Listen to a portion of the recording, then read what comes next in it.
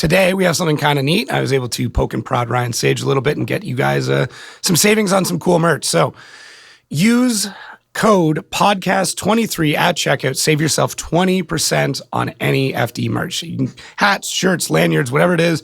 You can't get this sign. That's mine. You're not getting that one. But basically everything else, use code podcast23 at checkout. Save yourself 20%. Rep some FD shirts, some hats, whatever. And we'll see you out there. What's going on, everybody? Welcome back to the Outerzone, the official podcast of Formula Drift. My name is Jacob Gettins, and we have Rome Charpentier. I'm always struggling with how French I want to make your last name. Like, as somebody who born and raised in Canada and took French lessons like up until grade 10, it's so hard not to go full French on your last name. Yeah, and it's totally okay. Like I'm used to it on both sides. So the French side is Charpentier, and the U.S. side is normally Charpentier. So yeah. That's what do you like internally within the family? Does it go back to Charpentier, like being on that side it's of it? Or pretty just split. Because Really? my mother's side is technically like Australian. So I have like Australian on one side, and my father's the like French Canadian side came down from Quebec. So it's mixed. It doesn't really matter. You're just like a mixed bag of everything then, huh? Yeah. So then with that being said, where does the Swedish Jorn come from? So that's funny because it's like a Scandinavian, like Nordic name. I know. Like a Viking name, which is super cool. And I didn't know that till when I traveled over like Finland, and I met 3 or 4 Bjorns. I was like, yo, wait a second, like this is proper here. So really what it was had nothing to do with the like background of the family. It was my mom's, like one of my mom's bosses back in the day, like probably her favorite person she's ever worked with. And I guess he was a very like loving and open man. And his name was Bjorn. And he was like of Nordic descent. And that's just kind of where the name came from. And then when they decided they were going to have me, it was a battle between my mom and dad. So I was either going to be Bjorn or I was going to be Marcel. And Marcel, my father's a huge hockey player, as you know as well. And Marcel de Jong, like huge. My father's grew up in Boston. So that was kind of the upbringing, who he was looking up to and respecting. And so either way, I was going to be Marcel Bjorn Charpentier or Bjorn Marcel Charpentier. Okay, so the Marcel's in the middle then. Yeah, Marcel's still here, it's just in the middle. Interesting. So where did Rome come from out of all this? Like, I like, you fit Rome. I like it. I'm a fan. I'm just like, honestly doing research. I was like looking for Rome and I couldn't find shit. And then I started doing some more digging, got in contact with some people, and they're like, oh, you're looking for Bear, not for Rome. And I was like, hang on, what? And they wouldn't tell me anymore. And then I looked it up and I'm like, oh, okay. So it's been fun. It's been a little treasure hunt looking through your past. Yeah, it's pretty cool. So basically, before I got into drifting and even really knew what drifting was, I used to ride street bikes. So I did like street bike stunts. And I used to always have a mohawk on my head, and I had a mohawk on my helmet. And the funny thing is no one really knew my name at the beginning when I started all the stunt riding. So it was right after the movie Troy came out. So what was really super funny was that literally there was, like the Roman gladiators. And because the Roman gladiators would have like the little mohawks on the top, they said I looked like, the Roman gladiator, but they couldn't call me gladiator because I'm small. I'm a small guy, so that'd kind of be messed up. But so they called me Rome, and that was kind of a nickname because in bike clubs or riding groups, you always get nicknames. Yeah. And so my nickname was Rome, and it just kind of ever like stuck to that new personality and the new like who I chose to be in the world. That's sick. So one of the things that I found is like how scary it is how close you and I are in different ways. So I don't know if you knew this, but I rocked a mohawk from the time I was like 8 until about 21. I was like pretty close. I stopped at like 9. I stopped at probably 20 actually. Okay. I was also a gold. Yeah, so a big lime green one. Yeah. So hold on. What did you use? Did you use egg yolk or did you use Elmer's glue? I used Gotta Be Glued for most of it. And when it got really big, I moved into Elmer's. I didn't get into egg yolk mostly because like where I lived had mosquitoes and it would like attract. Yeah, it got really bad. But like, I used to, Did you ever lay on your bed and then iron the mohawk out on the top of the bed to get the thing to stand up? So I've got 3 sisters, and my sisters used to help me with it because like I had like a flat iron. I would spray it down. I would have like a straight iron that I would then use, and then they'd have to hold it and spray. Because it got so long at one point that like my arm would get tired trying to hold it up to do all the work. It was crazy. So yeah, dude, that's super cool.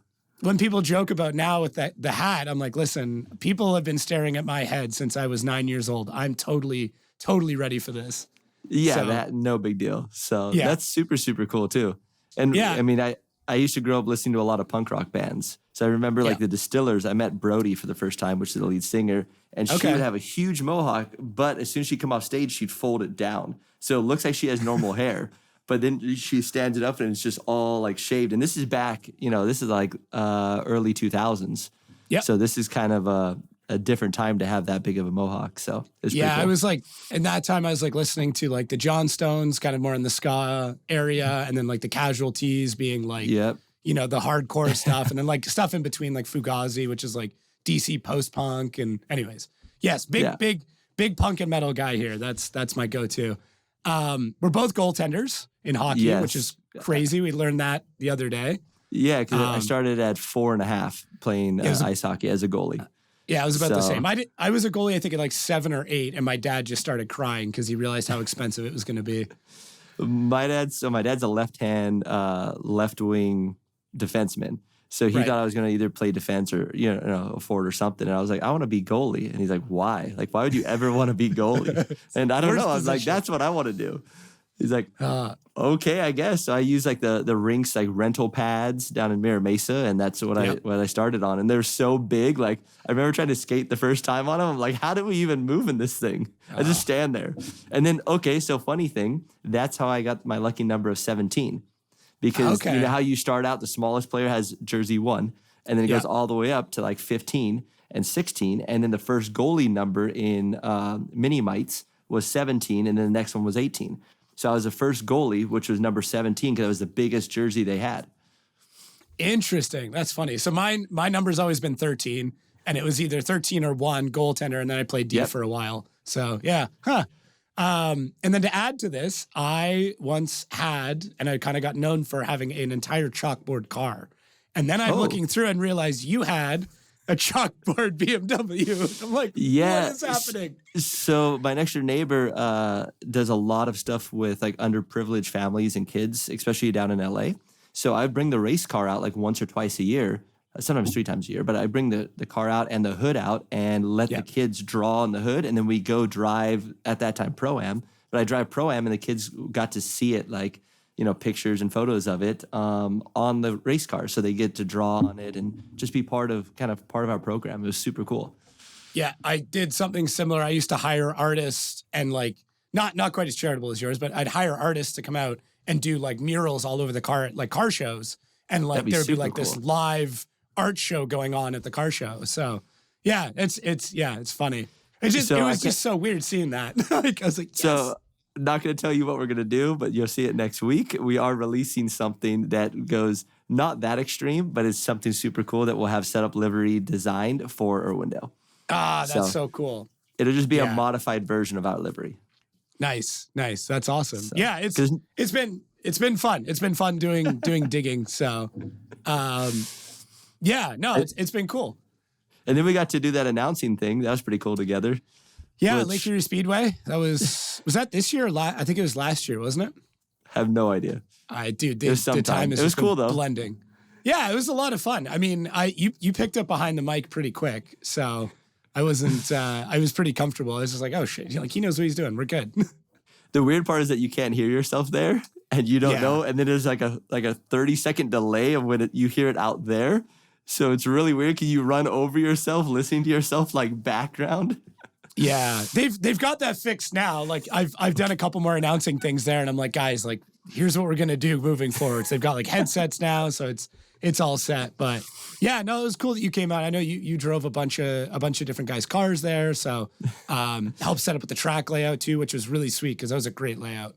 Yeah, it ended up working really well, and I think the tandem, at least from like top 8 in, was really good. And for Pro-Am, that's normally kind of rare. So I was very impressed with the tandem there. And then once they did the open track, like A, B, and C group, I don't know which one was the higher driver. I think it was A is like top level. Yeah. But whatever it was, dude, they're all jamming. I remember like 25 car tandems, like they're getting down. So that was impressive.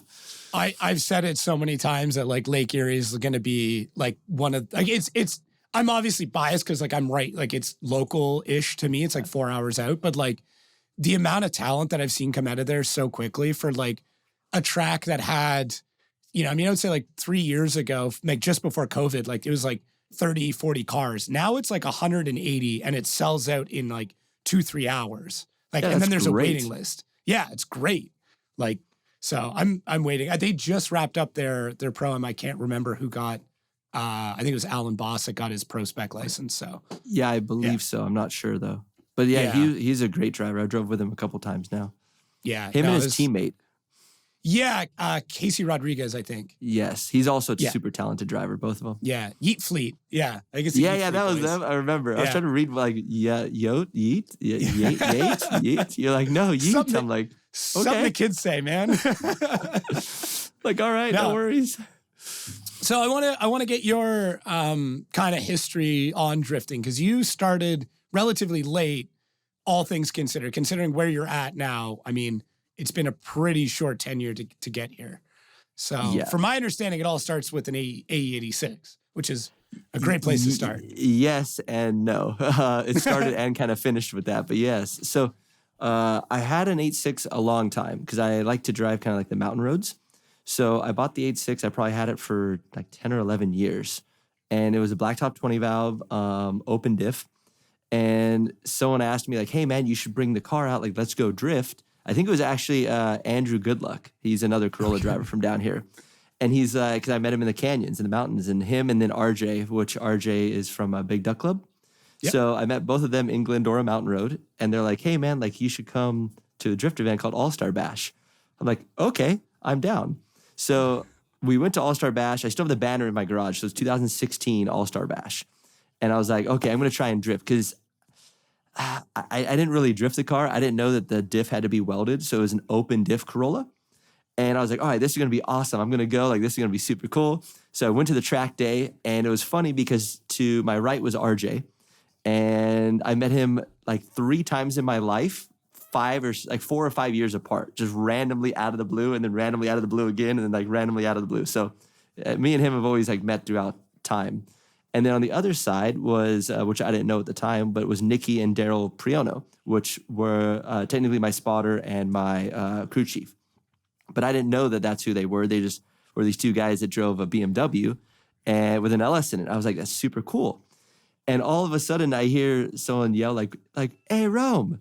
I'm like, no one knows me here. Like, what? And then I hear it again and I like trying to look around and right behind us over my little tent, because I didn't know people sleep in like proper things. So I brought the Corolla with a fold out tent.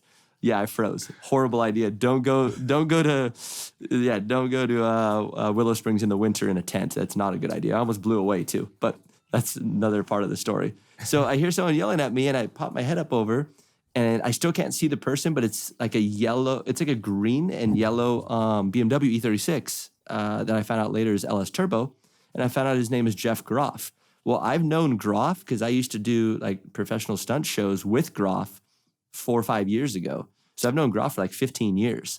So Groff was there, like RJ was there, like all these people that I've known in my past all just started randomly showing up at the drift event. I'm like, oh, you guys drift? They're like, yeah. I'm like, thanks for inviting me. Like, that's cool. Appreciate it. Sorry, it took 10 years to get me out here, but that's cool. So, I remember going out there. I remember 2 things. I still have the video. I don't know if I can send it to you, but I have the video. And I'm coming around streets of Willow. And you know how you come down the hill of streets? Like you go down and then enter into the big skid pad? Coming around, and I remember like looking down at the Corolla. I'm like, I'm going to go as fast as I can on this one. And I hear on the side, like, whoosh, whoosh, whoosh, whoosh. I'm like, that's a weird sound. And I look up.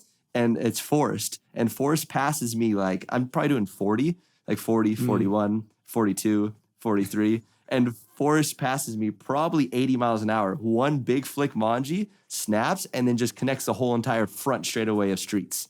Like he's probably over 100 miles an hour, easy. And I'm like, this is crazy. And I watch him drift the bottom and drift the S section. I'm not even to the house yet. Like I'm not even to the start finish line. I'm still going. Like in 3rd gear, I'm like, I'm going to get 4th eventually. And I mean, it was I remember that and remember thinking like, okay, this car is probably not enough. And then the open diff like doesn't let it drift at all, really. Like it just doesn't really work. And I had the normal handbrake that you try and pull the cable. So it like slide and then straighten out. So I don't know how much you want to call that drifting. But then they're like, hey, go try horse thief. I'm like, okay. So I go up horse thief, and you know how everyone waits at the top? So I go down, I bomb down as fast as I possibly can, which is like third gear and it's not very fast. At the bottom of the hill, I'm starting to bog. So I downshift second and I'm still bogging going up the hill. So I have to like try and clutch in and go into first. And I remember Hilbrun like just power shifting past me in his like monster BMW, just right up the hill, gone. And I'm like, yeah, I'm going to get killed out here. So I remember just pulling, like eventually I went down, I just drove off. I'm like, I'm going to kill somebody. Because the car literally had to downshift to go up the hill. And he's upshifting like a boss. Wow. So that was my introduction to drifting. And then I was like, all right, because I just started dating my wife at that time in Canada. And was like, all right, cool. So I flew back up to Winnipeg, which is where she's at. And I'm like, hey, babe, like, I think I want to do this drifting thing. Like, I want to buy a drift car. And she's like, okay. Like, she didn't know what drifting was. My wife's Vietnamese from Vietnam, and she was studying electrical engineering in University of Manitoba. Okay. And so I was like, cool, like she's super smart. Like I'm like, yeah, there's drift cars. She's like, okay, go for it. And I remember finding a car on Craigslist down by me in Riverside, and the guy wanted $1,500. It says like drift ready, which I was like, okay, yeah, this is what I want. I call him. He's like, yeah, I'll wait for you. Like no one's really calling me about it. I'm like, cool. So I drive down there to go get this car, this BMW. I'm like, this is gonna be cool. This is gonna be the best thing ever for me. I love it. Show up, and it's a black E36, and there's no windows. The sunroof is missing. The passenger seat is in the driver's seat. So if anyone's ever tried to mount a driver's seat in the passenger seat, they poke out the window because the BMWs are like tilted. Yeah, they tilt them to center them. So when you mount the passenger seat that's tilted this way and this way, it's hardcore tilted. So you're out the window. There's no key to start it. There's literally a screwdriver. And it doesn't start. He swears he drove it home that night. He was a little messed up. Even the next morning when I came there, he was kind of, so he's like, no, man, I swear I drove it home. I'm like, yeah, I don't know about that. It does, I don't know if you drove this thing. It's not looking that way. No, I didn't. And I thought it wasn't too bad. I'm like, oh, just some windows. I can make this work. This would be perfect. So I called AAA, and they get there and they're like, I guess I can tow it. Like they were very questionable about towing this thing. They had 4 different wheels on it. Like it was pretty bad. But get it home, and I noticed that when he lowered it in the front, you know how BMWs have like a beehive? Mm-hmm. So he just cut the beehive in half and lowered it. So it was above the center, like the top hat. So it was just on frame rail, like basically on top of shock tower. So that was the beginning of the destruction of the shock towers. And then I find out, we went to the junkyard, tried to figure out what parts I needed. And luckily I took a picture of the relay box at the junkyard to see if I was maybe missing something. And when I got home, I realized what had happened was he got all messed up and he didn't want someone to steal it. So he swapped all the relays around so no one could steal the car. And he forgot that he did that. So I put all the relays back in the right position. Boom, fired right up. Amazing. So instead of $1,500, he gave it to me for $500 because it didn't start. And he just needed the thing gone. And it was welded diff, lowered, and questionable. And that was my very first drift car, technically, because the Corolla wasn't really I know what you're saying. Corolla was a car. It was a car that you tried to drift, but it wasn't a drift car. Yeah, correct. It wasn't even welded diff at the time. So I was like, okay, cool. So this is my first actual drift car. Was the E36. I got it running, I think, either January or February, and yeah, that's the same car I currently have today. That's my pro car. Wild. That's wild. I knew you carried it for a while. I wasn't sure if you carried it all the way into pro. I carried it from like dying junkyard, like getting ready to be donated, all the way to pro. And that, like, without like getting too far ahead of ourselves, that car has like seen multiple walls, has hit every corner, has been rolled over in a trail. Like it's so beat up. The fact that it's like, is it even straight? Like, what are your alignment specs like to keep that thing? Yeah, that's what I put a good eye on it. Oh my God. Yeah, I knew you carried it for a while, but for some reason I thought that like your second year in pro, you like built a new chassis, but I guess not. So my second year in pro, we inherited. So I was building a car for a Russian driver, an R33 Skyline. Here's a side note. You'll like this one. So I had a Russian guy come over, Anton, super nice guy, and he brought me an E36 and a 2J. And he's like, bro, I want you to build this. Like, I want a 2J BMW E36. This will be so rad. We film, like we do the whole thing for his production guys. I walked through it for like 2.5 hours. We're all good to go. And then as he leaves, as he's walking around my trailer to leave, he's like, thank you so much, man. Like, we'll build this. And then hopefully after this, I'll build my dream car. And I'm like, wait, stop, bro. Like, what? Like, dude, we're like, no, you don't understand. Like, it's not going to cost any more to build any other, like, relatively cost any much more to build any other car. Because it's still everything you want to do, you know, quick change dog box, like 2J. That's the expensive stuff, not the shell. Yeah. So I'm like, wait, what do you really want to build? He's like, I want to build an R33 Skyline. I've always wanted one. He's like, but I can't find one under 30 grand. I was like, if I get you one for like under 10 right now, would you do it? He's like, I'm all in. I'll do it right now. So I actually called up Andy's Tires. So you know Andy? Yeah. Anyway, Andy's Tires was my very first sponsor. Okay. Call up Andy's Tires. I'm like, hey, bro, I know you have an R33 Skyline in your backyard in the dirt with no motor or anything in it. Like, will you sell it? And he's like, yeah, fine, come get it. So I sent him with some cash up there, and it was less than what, you know, even I told him it would be. He went up there, got it, brings it down to us, and it's very old school welding stuff on it. I think Forrest actually did the cage in it. Can you guess whose car this was? Forrest did it? I mean, Garrett's like the only guy I can think of. Was it like Garrett Nicolik's old car or something like that? I don't know. He still drives FD today. There's my clue. Still drives FD today. Would have been an R33 and Forrest would have done it. So either, I'm trying to think of anybody that would have been Las Vegas based. Who the hell had an R33? Man, you're like digging back to some deep knowledge here.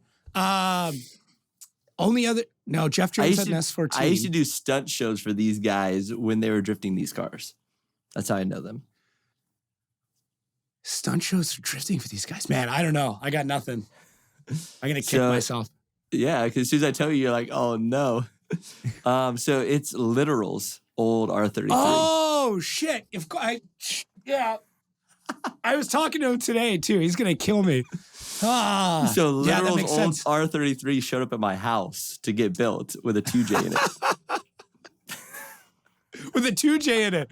Oh, hope you got photos of that. I'm gonna need those later. There's a great video on Anton's like Instagram. He literally, so after we're all done, right? He has it in the trailer, and he says, like you walk in the trailer, and he's like, "Hey, so I have my my drift car, and I brought it to Rome. It's an R33, and I asked him to make it more reliable, and this is what he did." And he opens the hood, and it's a 2J in it, and that's the whole video clip.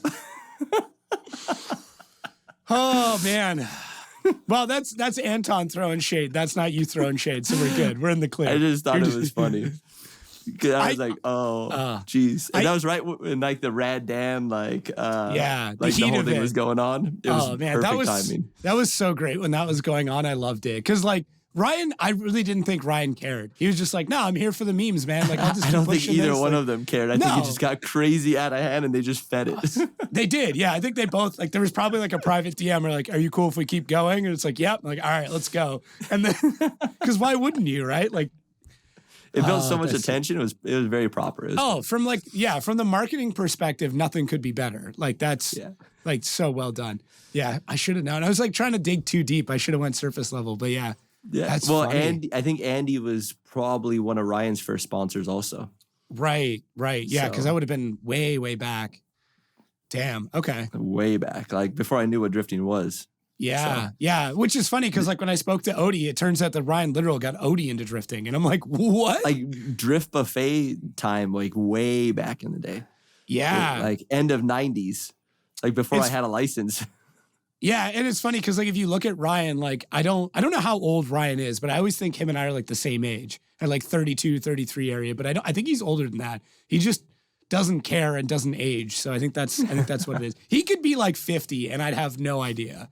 That's wild. Huh. Yeah. Damn, you're like way more connected with all this than I ever thought. Because like for being like a new guy to this, like it definitely goes pretty deep. There's just a lot of like driving, I guess, in SoCal. So that's kind of how I got thrown into it. I mean, that's anyways, a fair point. The whole reason for that whole story was that's how I got the second BMW. So Senate Sally, my practice car, my street car. Right. That came from Anton's buddy from Russia wanted to buy a car so he could drift with Anton in it. So he bought this car from Carson, which is now my spotter, the super tall guy. He's like 6'10" or whatever. Yeah. The tall guy. We call him Cell Tower. So anyways, Cell Tower up there. He stands over there and all his spotters are standing there and you just see a head. And I'm like, there's my guy. I've like given him high fives and I have to like reach up to do it. So he's a good guy. He's super quiet too. Well, Josh Robinson would do that to James. Would like give him a high five and it'd be like really high fives. And then Josh tried to do it to Carson and Carson got him by like 4 inches. I forgot how tall Josh Robinson was too. Yeah. Yeah, so it's all super funny, but that's how I got that car. Basically, he bought it to tandem with Anton, and then he ended up going back to Russia, and he's like, do you want the car? I was like, sure. So I like inherited Senate Sally. Okay, got it. Do you name all your cars? I haven't named the 1 Series yet. Okay, got it. But I named that car, so yeah, I have Senate Sally, which is that one, and then Kadu is the pro car. And Kadu is actually, some people know because there's actually a stuffed animal inside the car, but Kadu is the name of a yellow duck that a princess rides in the show One Piece. Ah, gotcha. So I was into One Piece. I was watching One Piece trying to get all caught up at that time. And the princess rides like a super fast duck. It's like he gets beat up and shot and just gets back up and keeps going. And we were supposed to paint the car yellow. And my buddy painted it yellow, so we called it Kadu. But the problem was that it was so hot outside that when it dried green. And that's how the car actually ended up green. It was never supposed to be green. It was supposed to be like a highlighter yellow. Because you were going to do like Days of Thunder, right? Like was pretty that much, with the okay, got it. That was pretty much the color scheme we were going for. It just turned out solid green, and we're like, well, we're running green now. Instead of reshooting it, like I've never heard of that before. But yeah, I guess if you're going highlighter, it's not that far off from one to the other. So no, so if it's too cold when you shoot highlighter, supposedly it turns yellow, and when it's too hot when you shoot highlighter in the paint booth, it turns green, which we found out because it was like 118 in the paint booth. So it turned green. And then it was super fun. Well, this is more in like Palm Springs desert area, but same thing. Okay. But then I felt really bad for him because he was my roommate at the time.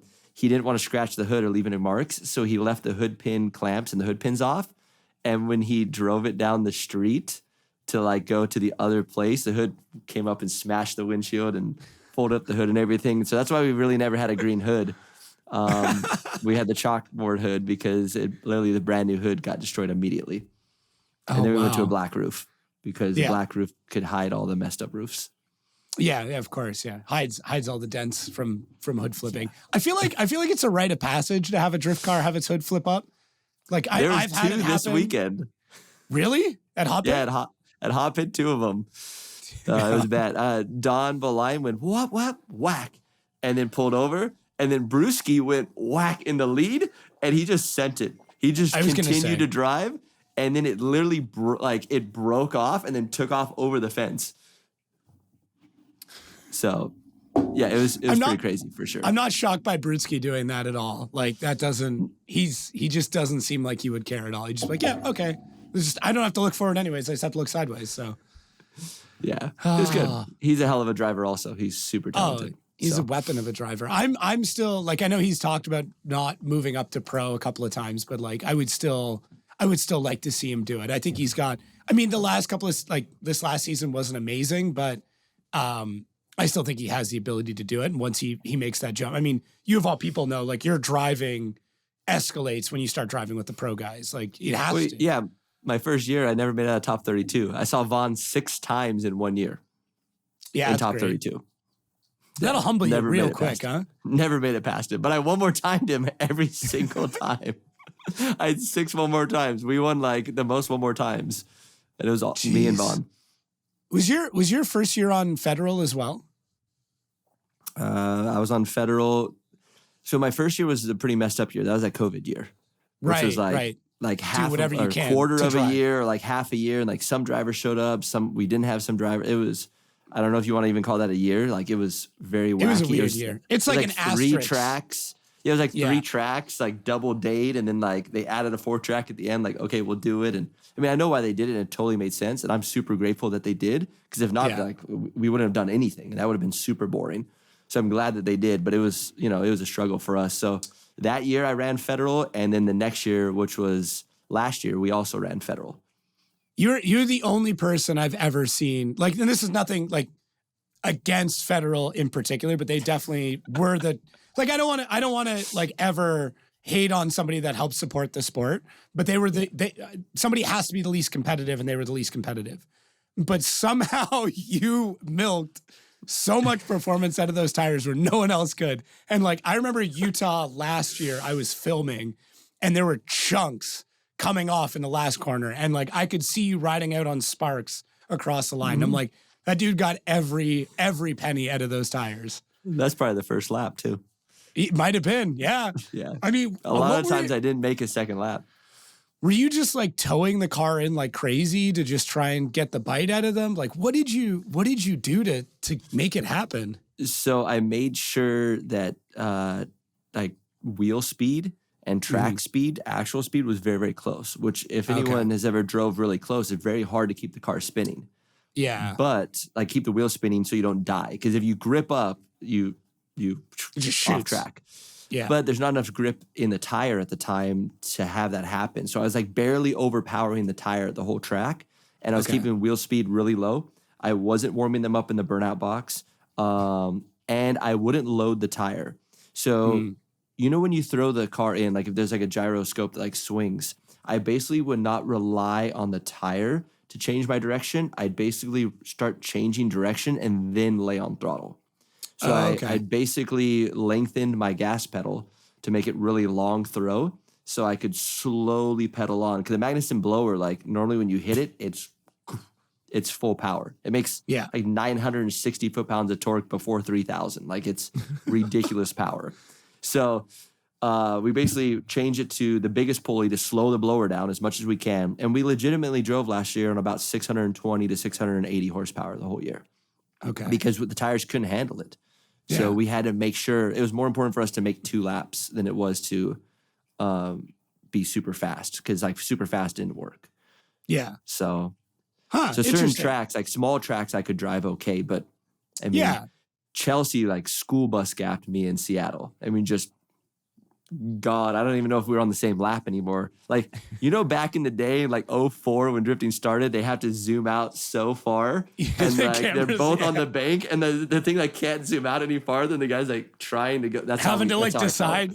Yeah. They had to decide, are they following the chase car or the lead car? They could not zoom out far enough when I chased people. Or like when I chased Vaughn, like, no. And I felt bad for people chasing me, because I try and drive consistent, right? As consistent as I possibly could.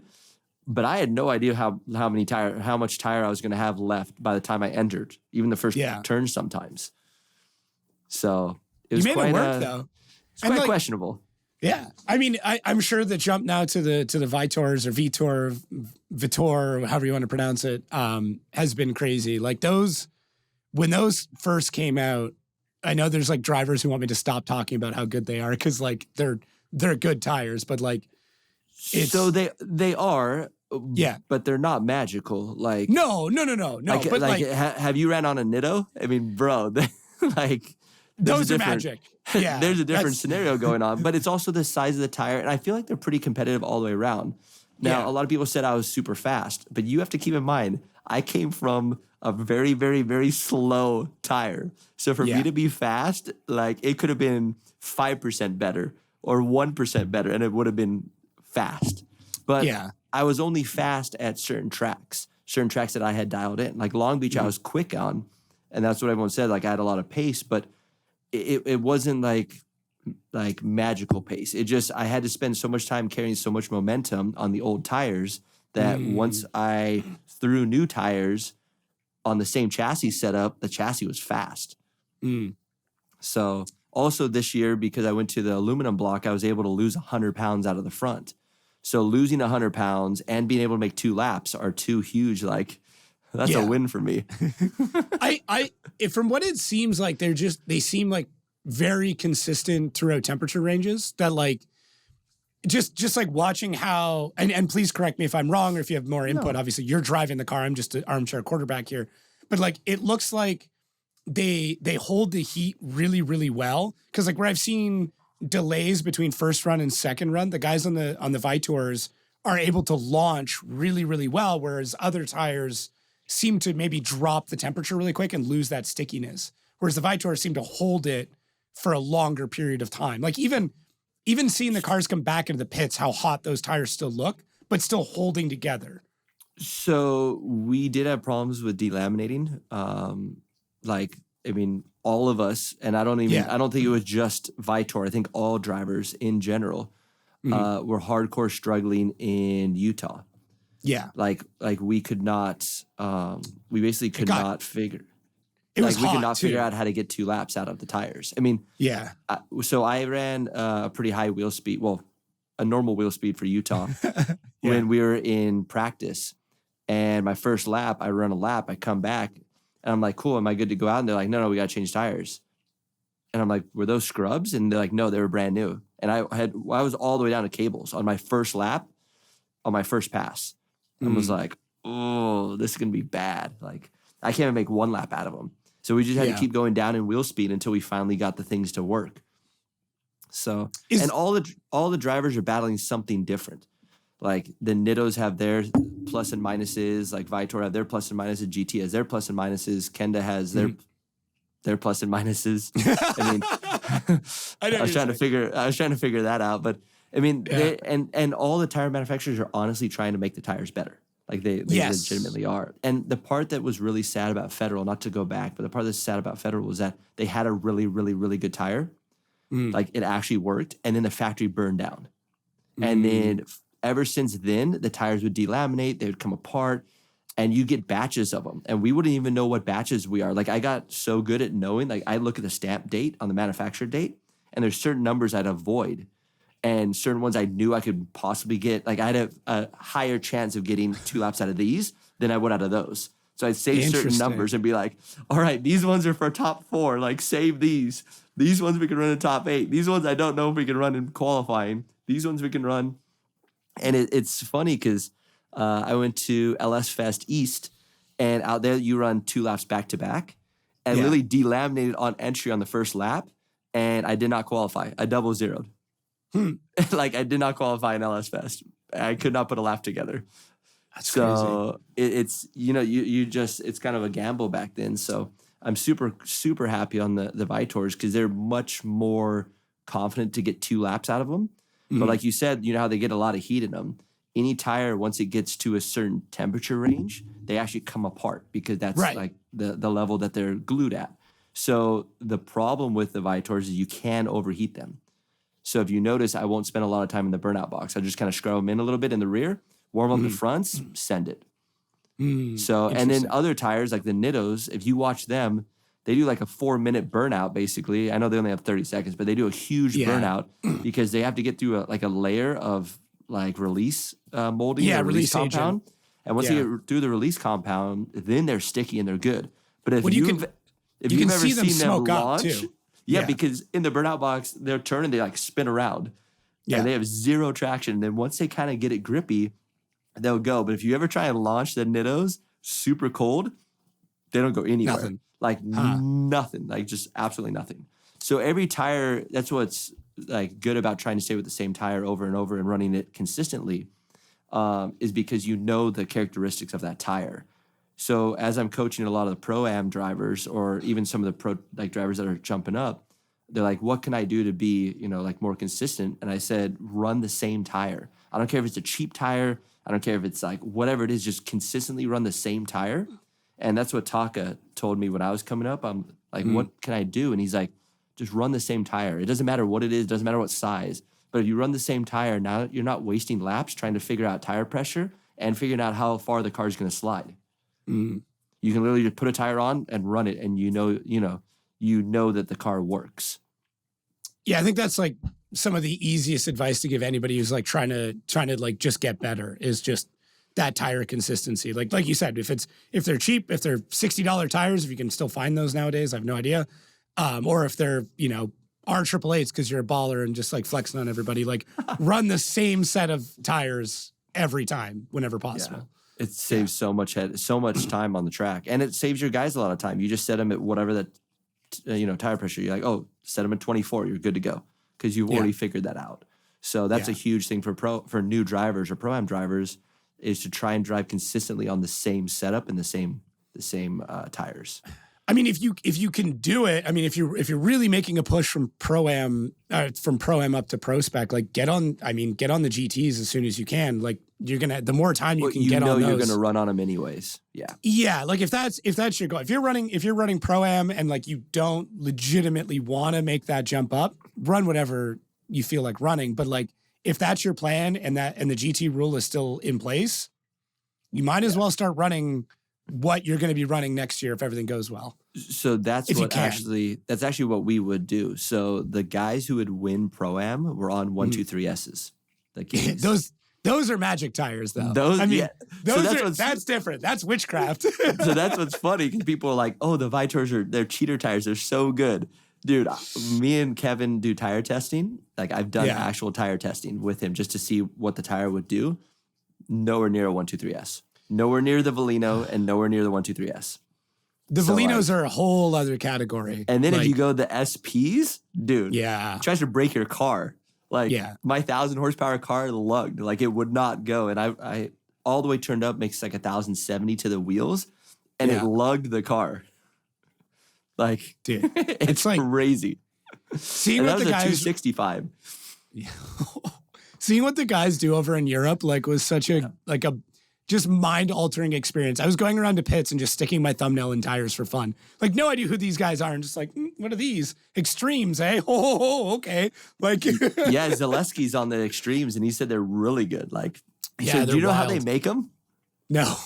Dude, you'll never get this. So I don't know if this is true. This is just what I was told. But supposedly they go to all the local like racetracks, and after Formula One and all the guys are done testing on the Pirellis, they take all the old Pirellis and they melt them down and turn them into recaps. And Extremes are technically recapped tires, but they're recapped with Pirelli race slick material.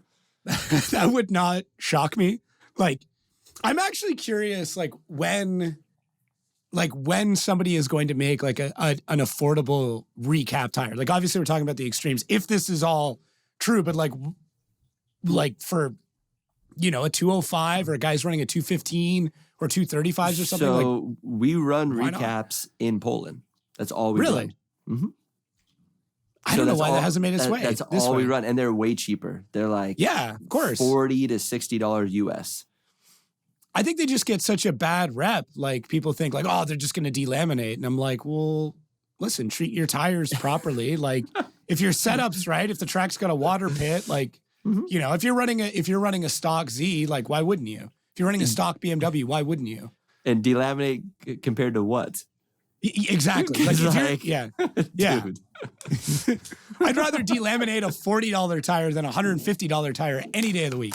I'd rather delaminate three $40 tires than one $150 tire. So I can confidently say as far as I know, I've never seen recap tire delaminate, at least in Poland when I've been driving there. And I've drove there 3 times this year.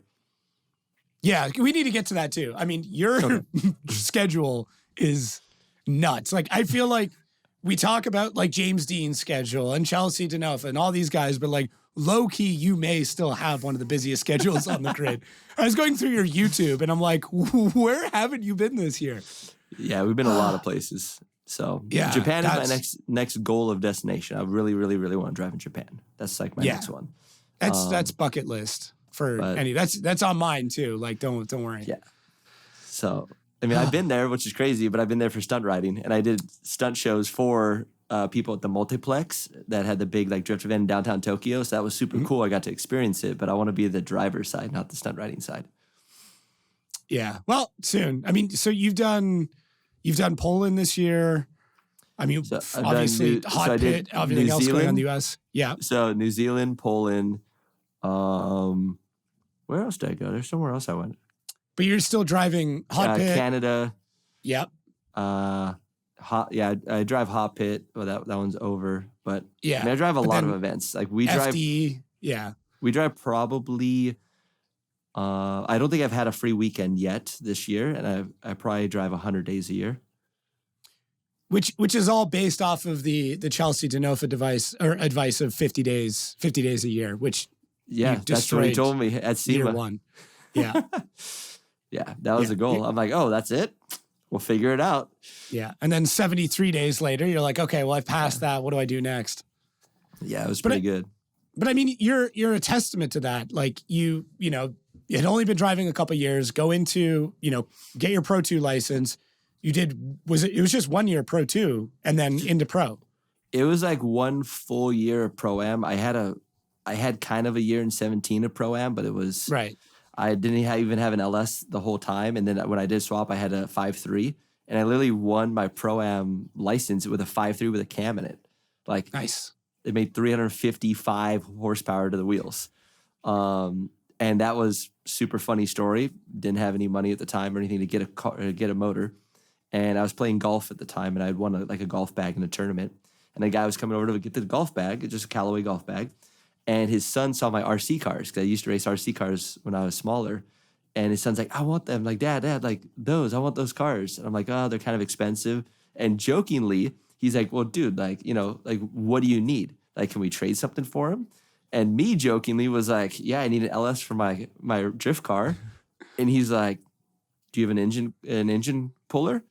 And I was like an engine crane thing? I was like, yeah, why? He's like, dude, my buddy drunk just smashed my truck. He had like a halfway built trophy truck into a telephone pole. He's like, it has a 5.3 with a cam in it. Do you want it? Like, they're going to, like, insurance already paid it off. I was just going to scrap it anyways.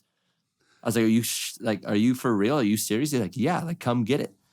So we're like, done. So I sent a guy I never met before, except for to buy a golf bag on OfferUp. I sent him with my engine crane, and I'm like, I hope this thing comes back. Harbor Freight special. And 2 days later, he called me. He's like, hey, give me one more day. I'll have it all the way out and pulled apart. And you don't need the trans, right? I'm like, is it manual? He's like, no, it's automatic. I'm like, no. And that's how I got my first 5.3. And then I ran that for 2 years, won my Pro 2 license on it. And then Schaefer put it in his car, and Schaefer's beat that thing up for the next 3 or 4 years. And now it's supercharged. And no one's opened it yet. We don't know anything about this motor, but I just said, don't let the magic out. Just leave it closed. Don't let it out. Don't open it. Once you open it, you might find something. He tried to blow it up and couldn't blow it up. So 5.3 for the win. Wow, that is wild. Well, speaking of blown engines, let's walk through the debacle that is Utah. Because dude, I stopped in at your pits. I normally I'll stop and say hi maybe once or twice over a weekend. I was going back for hourly updates, and I'm like, hey, where's the engine? Where are we at, boys? I was so invested in this whole story. Dude, it was so crazy. So how it was set up too is that we had that motor built. So that's technically a comp cams RHS race motor. And I've always wanted an aluminum block, mainly because it's 100 pounds lighter. It's a lot faster as far as being able to fix it, because you don't have to put a new block. If you punch a hole or you mess up something, you can weld it and fix it, right? So I was like, okay, cool. This would be good. This is what I want. Comp helped us out a lot with it. And we actually started building this thing, I think, starting COVID. So it took us 2 years to get all the parts for this, because during COVID, you couldn't get parts for anything. So it took us 2 years to put it all together to get the parts. We got all the parts for it. We're really happy with it. Greg down at Millennium Motorsports did all the machine work and assembly and built the motor for us. So we're super happy to put it in this year. We knew we were going to lose 100 pounds and gain 200 or 300 horsepower, because we went from a 6-liter to a 7-liter. And there was nothing really wrong with my 6-liter. I had a collapsed lifter, so I did have a dead hole on 7. So he's like, let me just refresh the motor for you. So he basically refreshed it. It was good to go. And that motor lasts 4 years. Basically a Pro 2, I put it in. So I ran it Pro 2, then Pro 1. So I guess 3 years. It was 3 years in the car. And so we put the new motor in. It ran great. It was good. We ran it, Long Beach, and then Super Drift, and then a couple other events in between, and then some demos, and then all the FD schedule till Utah. And in Utah, I was coming around Outerzone 3, and all of a sudden it turned into a Subaru. It basically like lost all power and just sounded like I was unequal length. Something was very bad.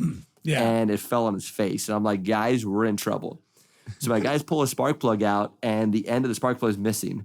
So he pulls another one out, another one is missing. And he's like, this isn't good. So starts pulling spark plugs out. 4 of them were damaged. 4 of them were okay. So we put a compression tester in, no compression cylinder 1. Number 3, no compression cylinder 3. Number 4, and this is in practice right before qualifying. Yeah. So there's not a lot of time to swap a motor. We're not Papadakis. We can't do it in 35 minutes. Like, we're not swapping an LS in 35 minutes. Plus, we don't have one to swap. So we go to cylinder 5, which is all in the same bank, right? The left bank. That one had 60. And then the one behind it had, I think, like 40 or 50. So I'm like, left bank down. Let's check right bank. Like 160 or something, 200, which I was like, that's kind of too high, but whatever, something's weird. I'll take it. Okay. It's got pressure. We good? Yeah. 80 and then 60. And I'm like, so we have 2 good holes. Yeah. 2 questionable holes, 2 bad holes, and 2 empty holes. So the 2 completely bad holes, we didn't want to blow up a motor. We didn't want to grenade it. So we took the spark plugs, pulled the spark plugs out, unplugged the coil packs, unplugged the injectors, and we ran hole 1 and 3, which if you understand the firing order, the last firing order on an LS is a 3. The first one is a 1. So we basically lost like companion cylinders that fire together, like one after each other, full dead hole for 2 holes in the same cycle. So imagine like fire, dead hole, fire, dead hole. So it's a hard off when it goes to dead hole. So 2 open holes, 2 hurt holes, 2 okay holes, and 2 good holes. And that's how we qualified on. We think now, after looking back, it made like low 400s. My team we didn't have time to figure out anything, so that's how we ran it. My team put the little air pumps. We borrowed another one. And we had 2 of them on the rear tires going as high as we possibly can until they called us to go out. I don't know what we ended up at, like 50, 60 something. We're like, he's like, it's going to be slippery, but you're going to send it. And it was funny because in practice, we were entering about 111 miles an hour because I was one of the only guys not using e-brake and not really using foot brake either. I just hard flick. Yeah. Because the judges really liked it. So, but on my entry in qualifying, I was like 74 miles an hour. So I was a good like 40 miles an hour slower. And I just remember going and I'm like, this is taking a long time to get to the end of the straightaway. And it sounded so bad because I have so much, like I build a lot of my cars. So I have so much mechanical sympathy for them that I know when any little thing's wrong. And this in the driver's seat was like, idling. And then because it's a blower car, it was idling like 3,500, which is way too high. But we couldn't figure out why. But because it was sucking air past the cylinders on the open holes, it was sucking it into the blower and putting it in other holes. It was just revving up because it was sucking air past the butterfly. It was like almost like runaway. It was like almost like a runaway diesel. Like it was like just dieseling. And when you shut it off, it still run. And I'm like, oh, it was just get the block of wood out. Like actually, that wouldn't even work. Yeah, holy shit. And everyone's looking around like, what is that sound? And I back this thing up. It's like, and I remember like Mario from Stefan's team, like, like, yeah, send it. I mean, it was so bad. And it was definitely a very, very rough time. We made a lap, which I don't know how we made a lap. And at that moment, we actually qualified the 15th. Yeah. And that was super, like, I don't even know how I drove the car because it was so scary in my head. And then my guys told me, like, okay, if you see fire, shut it down because that means that it's coming, that oil's coming out of there and just dumping onto the header. Yeah. So I'm like, okay. And I go up to the line, I shut it off. And Soap was like, takes his headphones off. He's like, okay. He's like, you ready? I fire it up and you can see him in the live stream like, what is that? I give him the thumbs up like, we're sending it. So I didn't even give him the chance to tell me like, no. I'm like, fire it up, go. And we literally just took off and made the pass. And it's funny because that's the second time, because in St. Louis, we lost a clutch right before qualifying, before qualifying. And it wasn't actually a clutch. It was actually the slave cylinder. The O-ring tore and was bleeding out the bottom. So I started in gear, and that if you watch the reruns, I can't even do the burnout because the burnout box is so small. I'm like in the dirt, like rally line, trying to get back up on. Super bad. I come up to Sopa and I shut the car off and stall the car. He's like, "Are you okay?" I'm like, yeah, I'm good. Just let me know when. So I put it in second, and I started in second. So luckily St. Louis is a little bit downhill before you start flat. That downhill got me rolling. That's why it's such a hard start, because I'm literally in second gear, starter on, I hold up. It's like, and it starts going, and that's what got me started around the chicane. And then I just flat-footed, shifted third, and then just shift fourth. And then I had no clutch. But the scary part is the last corner there, you pull e-brake. Yeah. But I couldn't e-brake because you can't clutch. And then you can't clutch kick, and you can't downshift. So if you notice my run, I hard left foot brake one way and then left foot brake the other way and just drive around hammered down. I'm like, I hope this thing works. The front. Oh my God. So there's twice I have to qualify with super questionable setups. But you still qualified. Oh my God. Yeah. So it was pretty funny. But that was the scenario there. So then I called up, Bryant, my crew guy, was like, "Hey, what do we need?" I'm like, "We need an engine." So we're in Utah now. We need an engine. We're far. We're 16 hours from home. We need an engine. So I called Greg, and Greg's like, "Yeah, I can put this other 6.0 back together for you." I'm like, "Please do." He's like, "How much time do you have?" I'm like, I don't know. I'm going to find someone to come get it. So one of his really good buddies actually helped us out. He left Vegas and drove south from Vegas to Temecula, met Greg at 3 a.m. They put the motor in the truck. They drove back to my house to grab the other supercharger, because this motor is an LS3, base, and my new one's an LS7, so the blowers don't bolt on. So he picked up the blower from my house at 4 a.m. and straight drove the rest of the way. It was 36 or 37 hours total trip all the way back up into Utah. Delivered the motor super late at night. We put that in. We got it all together, back together at 6 a.m. in the morning. We have to drive at 7. So this motor is undynoed, untuned, and there's a couple people from different groups. I don't want to give them away, but that came over and literally helped us tune the car in the middle of the night on an engine stand and on jack stands to try and get it somewhat close. We thought we had it close. We thought we had timing correct, and then I went for a Holly Hail Mary. So on Holly's tuning system, you can do self-learn. Holly self-learn. Hello. So Nikki. Holly Hail Mary. Yeah, because Nikki's not a tuner either, bro. We're trying to convert this from 7-liter back to 6-liter, not blow another motor up. So we guess 18 degrees of timing. We're like, this should work. So put 18 degrees in timing in. And as we start to go out there, we literally had the drive out to the hot pit to tune this thing. So I'm making a pull, and then he's like, self-learn, accept. Make a pull, self-learn, accept. Second gear, pull, self-learn, accept. Gosh. Third gear, self-learn, accept. Fourth gear, self-learn, accept. So then my first, because we have an hour practice, so you only get about 2 laps. So my first practice run, we had the laptop in the passenger seat, made a pass with it strapped in, and then at the bottom, self-learn, boom. And then how you have to drive the long way back? I would do pulls in the long way back to self-learn, self-learn, self-learn, self-learn. And we're getting closer. We're like, oh, this is good. We run it again. And then, oh yeah, that's good. And then we had to run Brandon. And I talked to their guys, and he's like, yeah, we're turned all the way up. I'm like, okay, we're not. We'll try our best. And I mean, dude, Brandon, hell of a driver.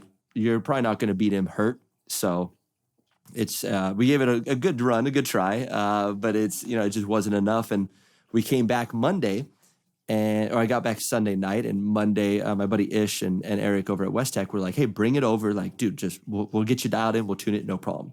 He throws it on the dyno, and he makes a pull, and he just laughs. He looks at me like, bro, what? I'm like, what? He's like, dude, it says 18 degrees of timing, which you guys did good. This is all safe. This works.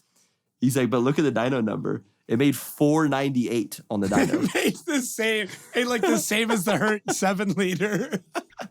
I'm like, what? He's like, dude, it made 498, bro, and it made like 380 foot-pounds of torque. Like, you were better taking the blower off the motor. And I'm like, what is going on with this? What we found out later on is because of the crank, I had Greg swap the crank, like the relector wheel on the crank, because the old harness and the old, like a stock 6.0 is a 24X. Right. But the LS7 is the, 58X? Sure. 56X, whatever, 50 something X, the newer X. And it's on the front. So I was like, can you change the timing cover and change the relector wheel so I don't have to change engine harnesses? Because I didn't have enough time to try and rewire an entire harness. So they take, instead of 5 volt, they take 12 volt reference. So I'm like, and they're in a different spot. One's in front, one's in the bottom of the motor, one's in the back, one's at the top. Like, it was too much work. So he swapped that all over for me. And we found out later on that it was 6 degrees, because 360 degrees around the crank. It was barely a tiny bit off, which is good for 6 degrees off, which is 6 degrees less timing. So you weren't running 18. I was running like 12.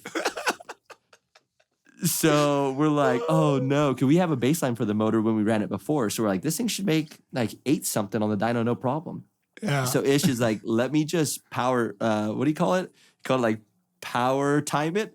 So he ran a pull and then added 2 degrees. Ran a pull, he's like, then it went to 600. He's like, oh, I love that. Put another 2 degrees. Then it made 700. Put another 2 degrees. Made like 800. Put another 2 degrees. Made like 890. Put another 2 degrees. Still made 890. So we're like, put another 2 degrees. Still made 890. So he took all the extra degrees back out. So it says 24 degrees of timing, but that 24 degrees is the same as 18 degrees as it was before. Oh, so we were literally running with a motor that made under 500 horsepower and was just hurting in Pro 1, like trying to chase down Brandon. Yeah, at altitude. Trying to chase down a blower car with a Nitto on it. Like, not going to happen. So that night, though, we were finally done. This is like 11 o'clock at night. We're like, yeah, car's good. It's solid. So he's like, cool, I'm going to make like a finish pull. So he kind of like bounces on it and like really, really hard rips it to make sure everything's good. And I smell oil. And I'm like, dude, shut it down. Like, something's wrong, bro. I smell oil. And we look, and there's oil pouring out of the front of the motor. And we're like, what is that? Come to find out that the hardened keyway in the crank snapped off and was spinning the blower. And he looks at the dyno run, and we went from like 16 pounds of boost to 12 to 4, to like 8 to 4 to literally no boost. Yeah. And he's like, what? And then sure enough, we found out that it snapped the keyway, spun the ATI dampener around the front, so it just ate the snout. So I called Greg again. I'm like, hey, bro, I got some not so great news. He's like, what? I was like, first of all, motor made great power. It's solid. Bad news is I think I need a crank. He's like, what? I'm like, bro, look, and I sent him selfie. Photos. Yep, next to the pulley. I'm like, yay. Yeah. And he's like, no. I'm like, what do I do? He's like, you got to pull that motor out. So I stayed all night that night, and I pulled the motor out of that car. Tuesday morning, dropped the motor back off with Greg. He put a new crank in it, got it all machined down, put 2 keyways in it to match the 7-liter, and got it back to me on Friday. I put that back in, and now that's the motor back in the Pro car. It's iron block. Sick. So it's alive. It's good for Irwindale. Double keywayed, and I think we're ready to send. So I'm quite excited. How do you have? I've been trying to wrap my head around this like forever. Okay. I don't understand how you are always pushing forward. Like I know you have this philosophy of like, if you give, like, have you ever failed at anything you've given everything to, right? And like, but you've given everything so many times that like, I don't understand how you still have something to give. Like I said, Texas in Pro 2, that car should not have gone back out on track. I don't know how they let it, because like you guys were zip tying shit back together. I was there. I saw it. I witnessed. I was standing. I watched you hit, and then I watched you repair that car. There was like 10 teams helping us put this car back together. Yeah. And we got it all back together, and we slammed. And Sean Adriana, I'll never forget this. He goes to put on the radiator, like the 2 hoses on the radiator, right? Goes to put the radiator hose on, and he's like, where's the radiator? We're like, what? Dude, the whole radiator like exited the chat, like exited the car. Off. It went over the wall. Like we're like, what? And then at that time, Brandon and his dad came over, and I felt really bad. So because I moved on, I ended up winning Rookie of the Year. Right. And I took it away from Brandon by like barely. So I felt super bad, but it worked out that way. Is what it is. Then they came over just for like sportsmanship, so people actually know how they are. Dude, they came over and they're like, yo, do you need anything? I'm like, yes, can I borrow your cart? He's like, why? I'm like, I can't find my radiator. He's like, what do you mean? I was like, bro, he's like, I'll go find it. So he goes ripping out and they're like rallying through the crowd and like through the grass because, you know, it's all bumpy in Texas. Yeah. So like, Oh, from the hot pits over to the main pits. Dude, just like bouncing through the grass. And they get all the way out there. They find the radiator. They run it back. We slam it on and it's good. It holds water. So we push it up. And as we push it up, a screwdriver fell down and punctured the front of the radiator as we push it up. So now we've lost a radiator, like installing the radiator. And then Sean Adriano's like, I got you. Don't worry. Just keep putting the car back together. So he put we're pouring water in it. Where you put in the car on Jeff Jones's team's on the front side. Dan's team's on the other side. I think Odie's team's on the left. Like there's people everywhere on this car thrashing to get the car back together. And he gets to JB Weld, like crams JB Weld in the radiator in the front of it, grabs a torch. And there's like water leaking out of it. He's hit it with the torch and like it just stops leaking. He's like, that's great. We're good. Boom, slams it in, puts it all together. And we get out there because right now at that point, I was still winning the championship. I was beating Trent by like 7 points and I qualified higher than him. I'm like, dude, we're going to do this. We're going to win. We're going to get this. And I remember going out on track and my first battle was Donovan Brockaway in the twin turbo, like, what's it, like Eurofighter, right? Yeah. And I was like, okay, he's got big power. Let's see how this is. So at the time, Daryl, my spotter, was like, all right, check it out. So burnout box, I'm like, bro, this thing's great. It drifts left, no problem. I go right, does not drift right. Like so bent that the car will not. Which is a problem because that layout, your first turn is a massive right. A big, long, sweeping right. So I'm like, oh no. So Donovan pulls up and I don't pull all the way to the line. I kind of hang back and I'm the lead car first. Yeah. I pull up and Donovan pulls up and like looks at me and I'm like, I shut the car off and he's like, what? Because they're doing something. I think there's like a 15-minute like break or something.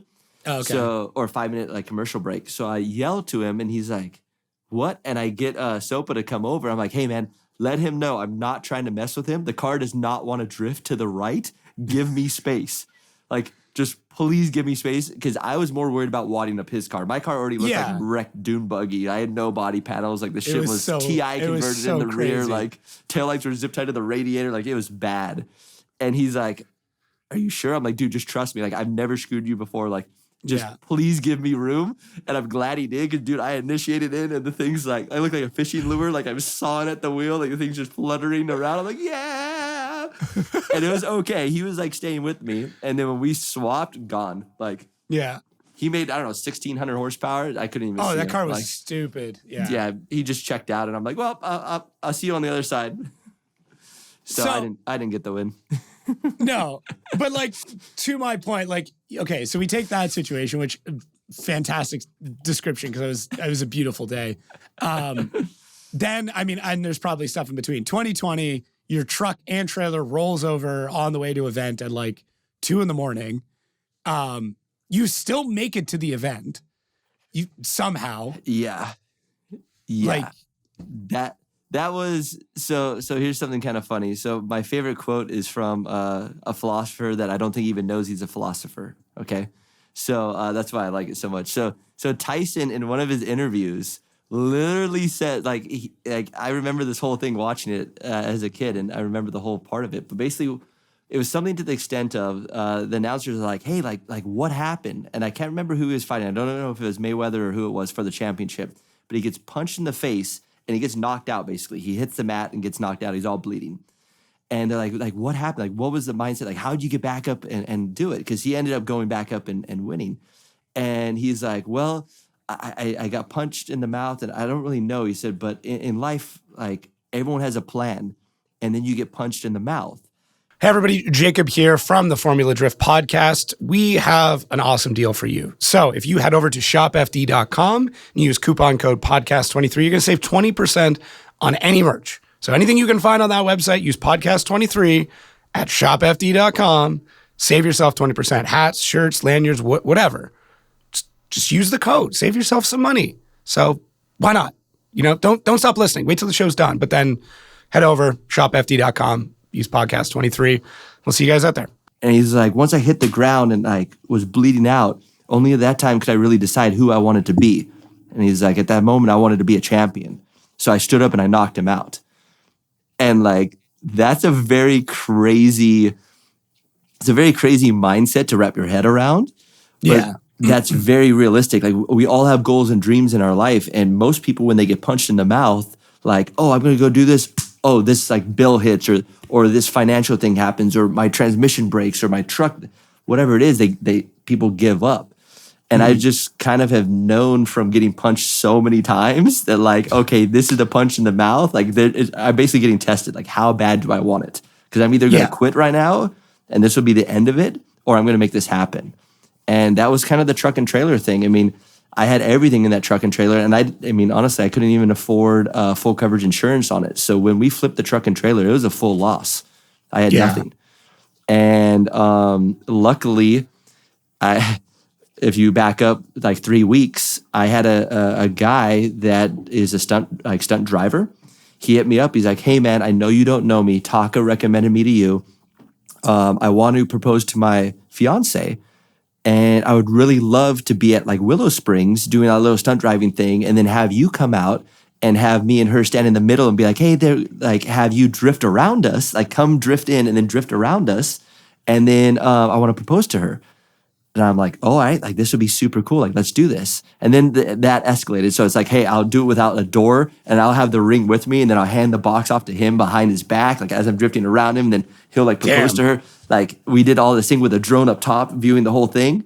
And that's basically what happened. So I came in, drifted around it, handed him the ring, and I kept drifting around him until she like saw it, acknowledged it, and then said yes.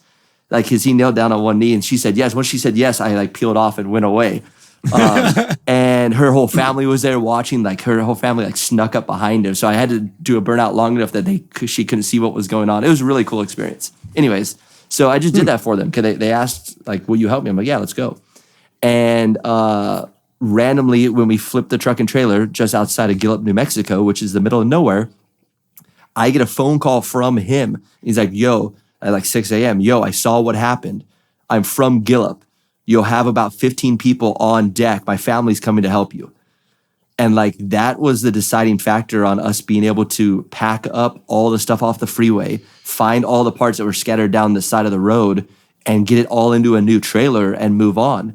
The other crazy part with that is that during that whole scenario, I got a phone call from Jim Guthrie. And Jim Guthrie is like an old school driver. Like he's been driving a long time. A professional and drift in Formula Drift. And he's basically like, hey man, like whatever you need, like I can get you a trailer. I can get you like whatever needs to happen. We'll make this happen. And so that's who brought out the trailer to me. And a guy from Enterprise hit me up. It was like, hey, I heard you crashed. Like, do you need a truck? I'm like, yeah. They're like, someone incorrectly returned a truck to Gallup, New Mexico. It's en route to you. I'll make sure it gets to you.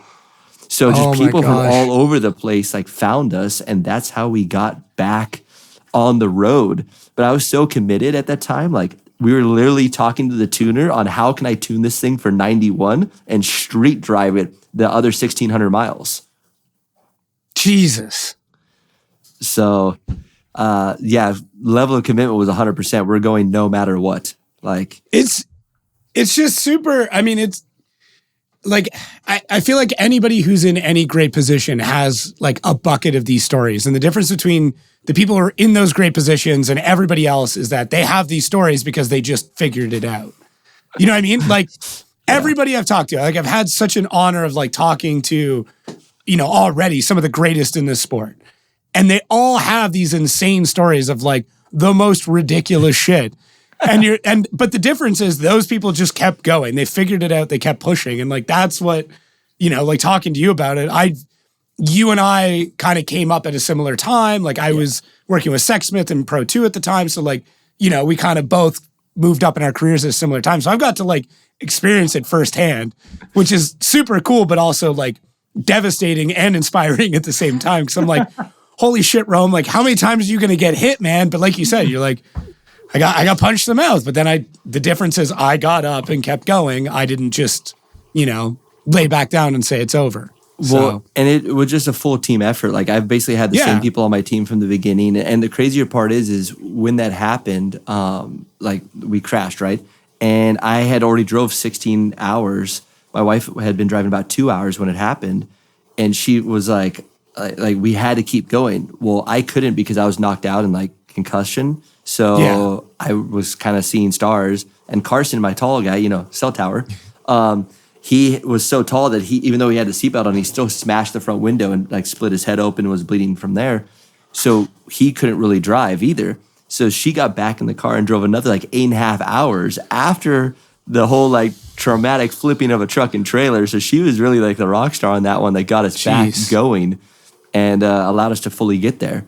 So she drove another 8. I jumped in. I drove like 8 or 6, and then Carson drove the last like 6, and we pulled up in a closed trailer. So like it's an enclosed, but it was for like clothes and like transporting stuff with anchors through the floor and black trash bags of tools and parts just everywhere.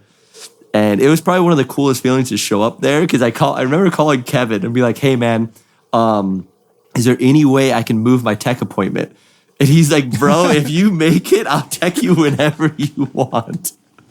I'm like, I don't care what time it is. I know we have a strict rule. I'm like, this is your tech time. Like, be here for this time. But he's like, bro, if you make it here, I will tech you. I don't care if it's during the event. I will tech you. So I was like, thank you, man. I appreciate it. So it was just, the community was so awesome. It was insane. I think a lot of this just like comes back to you just being a nice guy. That like you talk to everybody. You're never afraid to like start a conversation with somebody you don't know or barely know. You give everybody the time of day. Like I've seen you interact with fans and like there are times where I'm like, man, like you got shit to do. You got to like wrap this up. And you're like starting another conversation. I'm like, okay. But like all of that comes back and it always comes back in like weird spots. Like you said, like you could have said no to that guy. You don't know him, Taka recommends, which like that's high praise, but like that's a huge commitment. That's time. That's money out of your pocket to go do something like that. Like you could have said no, but if you would have said no, there's no way in hell you would have made it to that event. So it's like, it's all these weird serendipitous things that all just go back to like, just be nice to people and eventually it'll come back around. It's just always the weirdest times. Yeah, and I try and put myself in their situation. Like growing up, my parents would always take me to Long Beach Grand Prix. And so race car drivers were kind of like my like superheroes. They were just awesome to me. Like that's what I've always wanted to do. And then when I got a little bit older, I remember like Robbie Gordon jumping from his truck to like Trans Am. And I don't know why I remember his red Trans Am car, but I remember that. I remember the old Marlboro cars. They were always super legendary for me. I remember the old Valvoline car. Alan Sir Jr. driving it. Like I remember my dad's favorite driver was Bobby Rahal. Bobby Rahal. See? So I remember all these drivers and they're like super, super impactful to me. And I just try and put myself in that situation for the kids and for families and understand like this is a bigger win for me than winning the event. And it's something that Vaughn said, and it's crazy because talking to Vaughn was a mission to just figure out how to get a hold of him and have a conversation with him. But once I did, I understand why he is so successful. And one of the biggest things he said is that once you get to the event and you're driving is just the reward. Like it's literally just the reward. It's not the job. And I think so many drivers mix that up. I think they think that driving is like, oh my God, like they get worried and panic and shaky and anxiety and all these things. And I'm like, the work's over. Yeah, you're already there. Like you've already done the hard part. Like could people ask like, oh, how, driving, it must be so hard driving in FD or whatever else. I'm like, the driving of FD is probably 20% of it. It's all the other stuff that is way, way, way more important. The driving is the reward for it. So once I realized that that's just the reward for it and I can't control the outcome, like even the best driver in the world, like can't control whether he's going to win or lose. Like stuff happens.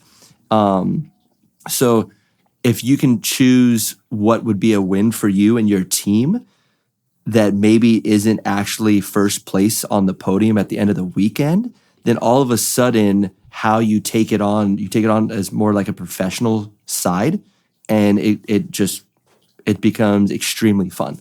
Like no matter what happens, it's super, super fun. So that's changed my mindset a lot. And like winning with fans are probably one of my biggest things because I know what it's like to do that. And even in ice hockey, like, dude, my favorite goalie was Guy Bear forever. And then I played on the Junior Ducks, and then he was one of our coaches. And then like there's all these super cool things that was happening, and it really meant a lot to me. Like I always looked up to goalies. I always looked up to certain things. So me looking at it from that point of view, like I'll do whatever I can to spend time with a fan or a new driver or even a fellow driver. Like I enjoy that interaction. Yeah, the driving as the reward part is so critical, and I think I've seen it. I mean, there's a lot. I talk to drivers constantly, and it's like talking to guys that are coming up, and they're so stressed about things and everything else. I'm like, man, once you get in the car, like that's now you're alone. It's it's quiet. I mean, it's not. It's loud, but like that's your time. That's you. That's everything that you've put into being here. You did it. Anything that happens after this is gravy. Like that's just icing on the cake. Like the fact that you're even in that position. I've said that to even like pro-am guys. And I'm like, listen, all those people watching, all the guys that like are crewing on your team or whatever else, like those are all people who would like to be where you are. Yeah. Like honestly, anybody who's watching at home, like you did the thing. And yeah, there's a huge jump up to go to, there's 64 more people you got to get through to get to where you want to be.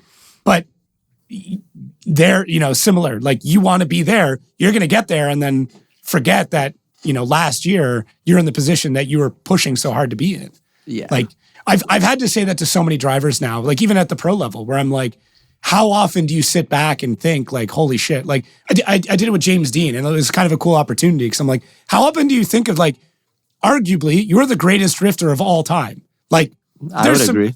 There are arguments with a couple other guys, but like, there is no way you have a talk. You talk about the greatest drivers of all time, and you don't put James Dean in there. And he's like, "Well, I don't really." And I'm like, "But when was like the last time?" He like said it, like told me a story about it. I'm like, "Good. Like, I'm glad you took that moment to realize it, right? Because like, you have to have that appreciation at some point, or you go crazy." And even if he doesn't accept it, a lot of the drivers in the paddock accept that he's the best driver in the world. Oh yeah, no matter what he does, like it doesn't matter. Yeah.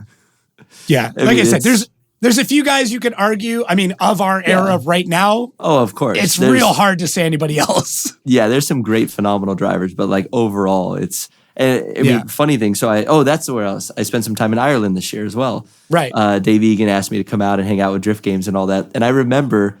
I think it was like the first or second lap. I'm driving a right-hand drive Z, which I've never really drove right-hand drive before.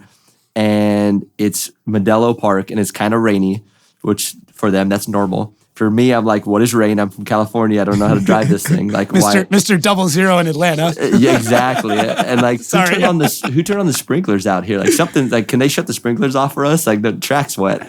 And I remember like initiating in a Z and feeling like a bump. I'm like, that's kind of weird. And transition again, like another weird bump. I'm like, something's wrong. Like it felt like the rear end was kind of loose because right as I'd set it, like move over, set, move over, set, move over. And then it did it like once or twice. I'm like, something's weird. I look over, I don't see anything. I look over again and Connor Shanahan's head just pops into the window.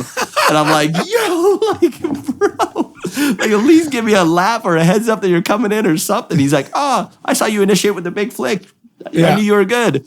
Not the Shanahan's, man. I'm like, dude, they're just like, Those boys are wild. So, but back to your another punch in the mouth was my first season of FD Pro 2. So round one, dude, I end up Orlando. I qualify high. I'm like, dude, I can do this. This is going to be good. I ended up in the finals with Trent Beecham, and I've drove with him a lot in Cali, so I was not worried about it.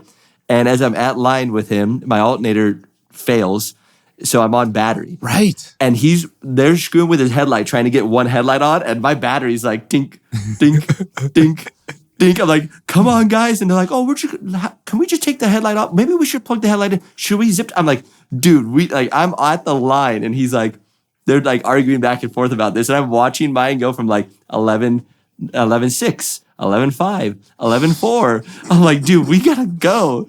And I think I sent it the first lap. I sent it at like 11.5 is when I left the line, and then because I was chasing him first, and it put on a pretty good chase. But then I had to lead next, and when I was leaving the line, I was at like 10.4.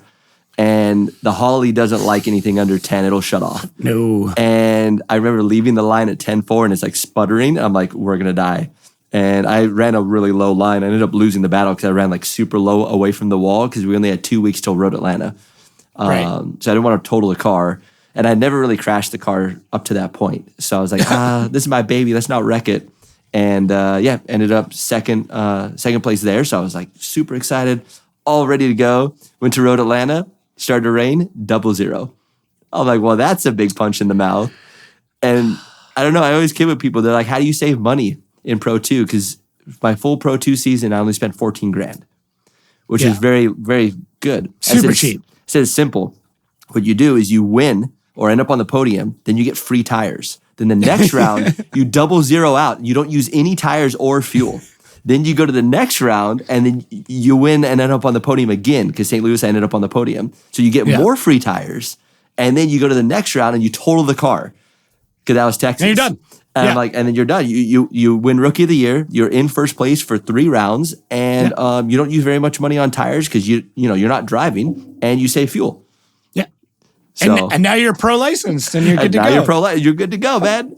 Yeah. So people always laugh. They're like, dude, I don't know. I'm like, no, don't do that. Like, I was just don't kidding. Don't listen to any of that. Yeah. No, the winning part's good, but the rest can go. Yeah, I didn't know that. I've never drove in the rain before. Like, I've never drifted a car in the rain before. Road Atlanta, and Road Atlanta is like 100-mile-an-hour entry in the rain. Yeah. On a pro car, and I'm like, this is fun. Yeah, I didn't even make it to entry. So, no, that was a long night. I do remember that night. We were there vividly. till 1 a.m. was last qualifying run. It was because like guys were going into the gravel on their sight laps, and like the part too with Road Atlanta is like that water comes down. Like you can initiate it like the 1 cone or the 3 cone, sorry, and just hold the car because like you're just riding a river all the way down.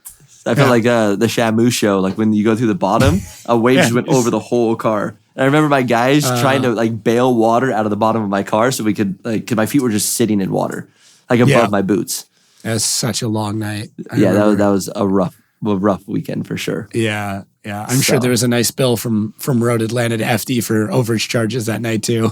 From everything. That was a fun one. It was crazy. So that was my Pro 2. That was the start of my Pro 2 season. I'm like, woo, let's sign up for Pro 1 then. That's 4 rounds. I messed them up real bad. Dude, let's try another 4. It was big talk when you said you were going pro because people were like, he's not ready. There's no way you can do it. He's going to like, I remember it. I'm sitting there. I'm like, I don't know, man. Like when he's on, he's on. Like, I'm here for it. And you said like, there's 2 rounds that are basically in your backyard. So I save there, that's 2 boxes of toothpaste saved from your dad. Yeah, so you exactly. You don't have to worry about all that. What? Yeah. And I don't know if you know, but the only reason this sounds really bad now, but truthfully, the only reason why I started drifting was because I wanted to drive streets of Long Beach. Really? That was just the original. Going there as a kid. I knew I couldn't do Formula 1, or like at that time it was kart, I think it was called. Yeah. But so that's it, like IndyCar. And then I couldn't afford it. That turned into Indy. Yeah. Yeah. So I knew I couldn't afford that one. The high-end like supercar deals that they were doing, couldn't afford that. The Pro Celebrity Race, which is the best race Long Beach has ever had, and they need to bring him back. I wasn't a pro or a celebrity, so that wasn't the scenario. So the only way, and I remember my parents, because we stayed and we watched Super Drift, and I'm like, I remember telling them in 16, like, I can do this. I don't know how, but like, I'm going to do this. Like, I believe I can do this. And that was like the start of the whole scenario into getting into drifting. So it was kind of a crazy thing. So when I had an opportunity to move up, I didn't know if I was going to, like, it's a lot more budget, but yes, 2 rounds are local. And either way, I still had fuel driving out. So even if I had to hit 2 more tracks on the way back, it wasn't really that big of a deal because I still have to drive back anyways. Seattle was the only one that was like way up out of the middle of nowhere. So I'm like, I don't know. And then I talked to the deciding factor, and he probably knows that, is Rad Dan. So, really? Yep. Dan came over to me after Texas and was like, hey, man, I know you crashed this and that. He's like, don't worry about it. We all do. And I was like, okay. And he's like, are you thinking about moving up? I said, yes. And I said, but I don't know, man. Like, I don't know if I'm ready. I don't know if I need more practice. I don't know this and that. He's like, just go for it. Like, move up. He said, you're going to get killed. Like, I'm like, you're going to get killed. Because he had just moved up at that point. Yeah, he's like, you're going to get killed, but it'll force you to step up as a driver and you'll be fine. He's like, you're super adaptive. Like, you've only been drifting a couple years. You made it this far. You'll be fine. So I said, okay, I trust you. Like, let's do it. And he was literally the deciding factor on why I moved up. And he was 100% correct, because the first lap I ever took was St. Louis. And I had to chase, I think it was Vaughn. I stuffed in the tire wall behind him because I realized I could not slow down as fast as Vaughn could. Wow. So Vaughn hucks in, snaps, slows the car down, and drives away. And I snap, and it just goes right into the tire wall. And at that time, I realized, like, okay, I need to step up, because this is not different. The same level. Like, the level from Pro-Am to Pro-2 is a big jump, but Pro-2 to Pro-1 is like double or triple that. Yeah. Yeah, it's rough. Crazy. And they're dialed immediately. Like, first lap out, you can tandem with anyone. And that's crazy to think of. On a brand new track. Doesn't even matter what the track is. Brand new track, Lake Erie, first run out, tandem. And you're like, okay. And in Pro-Am, it's like you drive a full day of solo, even if you drove the track a bunch of times. And then the second day, you start tandeming and then qualifying and doing battles. So that was the schedule I was used to. I was not used to first lap out, brand new track. You're either chasing or leading. What do you want to do? You're like, well, I either lead two of us into a wall or I crash by myself. So let me do that chase thing first. Show me how to get around the track. What I love is, like, there's a moment with you and Forrest in Long Beach that's like so wholesome, because like you're like waving like a fanboy, and you're like, hey, you're like, this is super cool that we get to do this, and he's like, yeah, you're like, I was a big fan of you like for a long time, and this is really awesome. And then he's like, I don't know if you said it or he said, he's like, let's put on a show, and then you're like, okay. Like, it was just like, it was probably him, and it's very realistic because like, it's so cool though. He was probably, I would say he's my favorite driver, right? So like watching him drive, he was my favorite driver watching, and I loved how he had the Get Nuts Lab. So I have like the little shop or whatever it's called, Imagine Garage. That was just like a nickname that someone else gave it that now we have. But I love the fact that he was basically building cars to make money to be able to afford to drift, and I was like, you know what, I can build street bikes and work on that. So let me try the car thing. So that's literally the route I ended up doing to be able to help fund my racing. So I really related to him quite a bit. And it was just super cool because as soon as I got to pro, James left and he left. Yeah. And I'm like, the two people I really wanted to drive with both left. I'm like, okay. I was like, Odie, I'm coming for you. Because Odie was my other favorite driver. So I'm like, you guys drove together a bunch. I was like, I'm coming for you. And so it was just super crazy. But to get lined up with him was like, it was just, for me, it was a big honor. And it's cool because I have photos with a lot of drivers. Like I come up to the line and I have like selfies, like where you shoot this way. I have selfies with like Osbo because he was literally like my hero. With Turk, with Denofa, with Vaughn, with Odie, with Matt, with a lot of them. Like, it's just super cool with Forrest. Because neat. I'm still very much a fan of the sport. So even when I line up against whoever, like Castro or whatever, like it's super, super cool to me. Because like, dude, these guys, like I watch these guys on TV, like let's go drive. Like, that's so dope. So for me, it's still really, really a cool thing. It's an honor to get to drive with these like legendary drivers from all over the world. I get the same feeling, man. I'm still such a fanboy of all of this. Where like just even getting to do this, where I'm like, someone lets me talk to these guys, and they have to let me talk to them for 2 hours. Dude, yeah, but what they don't know is how much effort you put in to help me get all this whole thing set up. All these like funny little pieces and like all kinds of stuff. It was quite entertaining. I do need to start recording the setup because like, dude, Dylan Hughes, there was like 3 people involved. Just like everyone. Like Dylan just was funny because he was getting like frustrated. He's like, I don't understand this. I can build this car, but I can't figure out this damn computer. Well, you have like, and it's funny because they give you a bunch of cables that don't go to anything.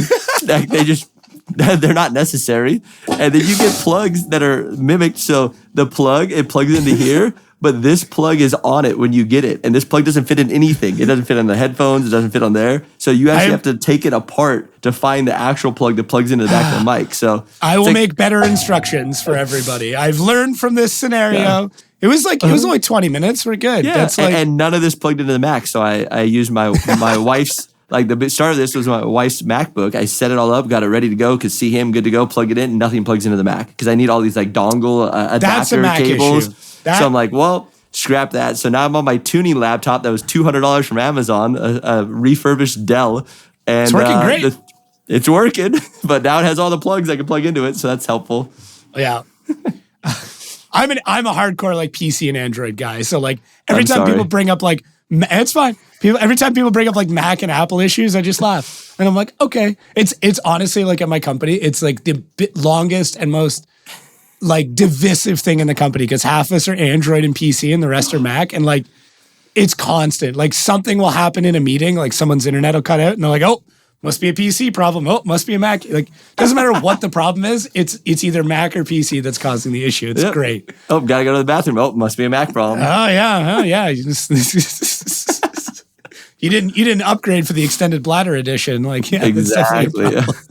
Dude, that's very true though. Oh man. So yeah. Well, I want to get into a big announcement that you've got, and I'm glad that we're kind of getting. I don't know if it's like officially announced on here. Or when it's officially getting announced. I think you're the first one I've told, spoken to about actually announce it. So sick. All right, yeah, let's get into it. I'll leave you to talk about it because it's super cool. So something we've been working on. The idea came up in New Zealand. So in New Zealand, I was working with a group of people. It's basically ABC for kids. And that's kind of a soft spot for me. One of the other drivers that's actually on our team, his name is Don Boline. He has a full foundation for kids and for like orphans, has a whole setup out here by us. I think he has 48 kids, so that's super cool that he takes care of personally. Wow. And then my mother is a preschool teacher, has been for a long time. Basically, ever since I was in, I think, middle school, she's been a preschool teacher. So super cool. So that I kind of relate to that whole scenario. I don't have any kids of my own, but we wanted to do something to get them involved in drifting and get them kind of off a lot of tablets and that type of stuff. So I collaborated with ABC Kids, which is ABC like Drift Kids now. And basically we have now designed a kids book. That's so super cool. It's got like the little chrome stuff on it. It's like an animation of me. The race car, it shows really dark in here. It's very vibrant in person, but it's there. And it's really cool. So it has a lot of people in it. It says, there we go. This book is to the future drifter. And then they put their name and like the driving, what they're going to be driving. And even if you go through all the pages, it's, I'm not going to go through all of them, but it's all someone in there. So Angle. Alex is my media guy and like talks about angle, talks about transitions. It talks about like Bryant, and so that's my welder fabricator on my team, and Ben, and I mean, just as you go through all of it, it's really cool. So I related it to people on our team. I related it to basically my driving and drifting, and I wanted it something fun to have them be able to relate to. And it's kind of all ages, but it's basically just a cool little drift book. And then at the end of it, you can actually go online and you can link up. You can link up with other kids on here, and you can print out a full coloring book. So you can like color the car, design your own car. You can submit the car colors, and it lets you have it all digital as well. So we wanted to make it really, really good quality. We have them. We're basically going to be debuting them on Friday. So Friday is the actual like release. You can get them Friday starting on the Garagistic website, or at Irwindale will be the first time they're actually in person. So super cool books. We just wanted something so that kids can relate to drifting and something that they can have like, set up because it's kind of a cool looking book. It's really good quality. So that's what we really wanted to do, is do something to relate them to us, to drifting, something that the parents can like read to them, and they can start to learn some of the lingo of, angle, style, even all of it, like Nissan or, Toyota or BMW. So they start to learn cars, they start to learn tracks, they start to learn kind of the drifting lingo. So when they hear it from their parents or whatever else, that they can kind of catch on and, oh, I know what that is. Or starter, engine, handbrake, turn, drift, all that type of stuff. So nice. We just wanted something kind of cool, something different. I don't know if anyone else has ever done it before, but I felt like that was a missing piece. We have a lot of things for adults. Like we just released the skateboard decks, which lasted like under 30 minutes and they sold out. Yeah. So that went very, very quick. We are no one knows this yet, but I guess you guys do now. We are actually going to be trying to bring back or re-releasing another 50 of them at Irwindale because they left so fast that we're like, I got a lot of messages like, hey man, I didn't get time to get them or they were sold out or whatever else. So we will have another 50 for in person at Irwindale. I don't know if I'm supposed to announce that yet, but secret to you guys.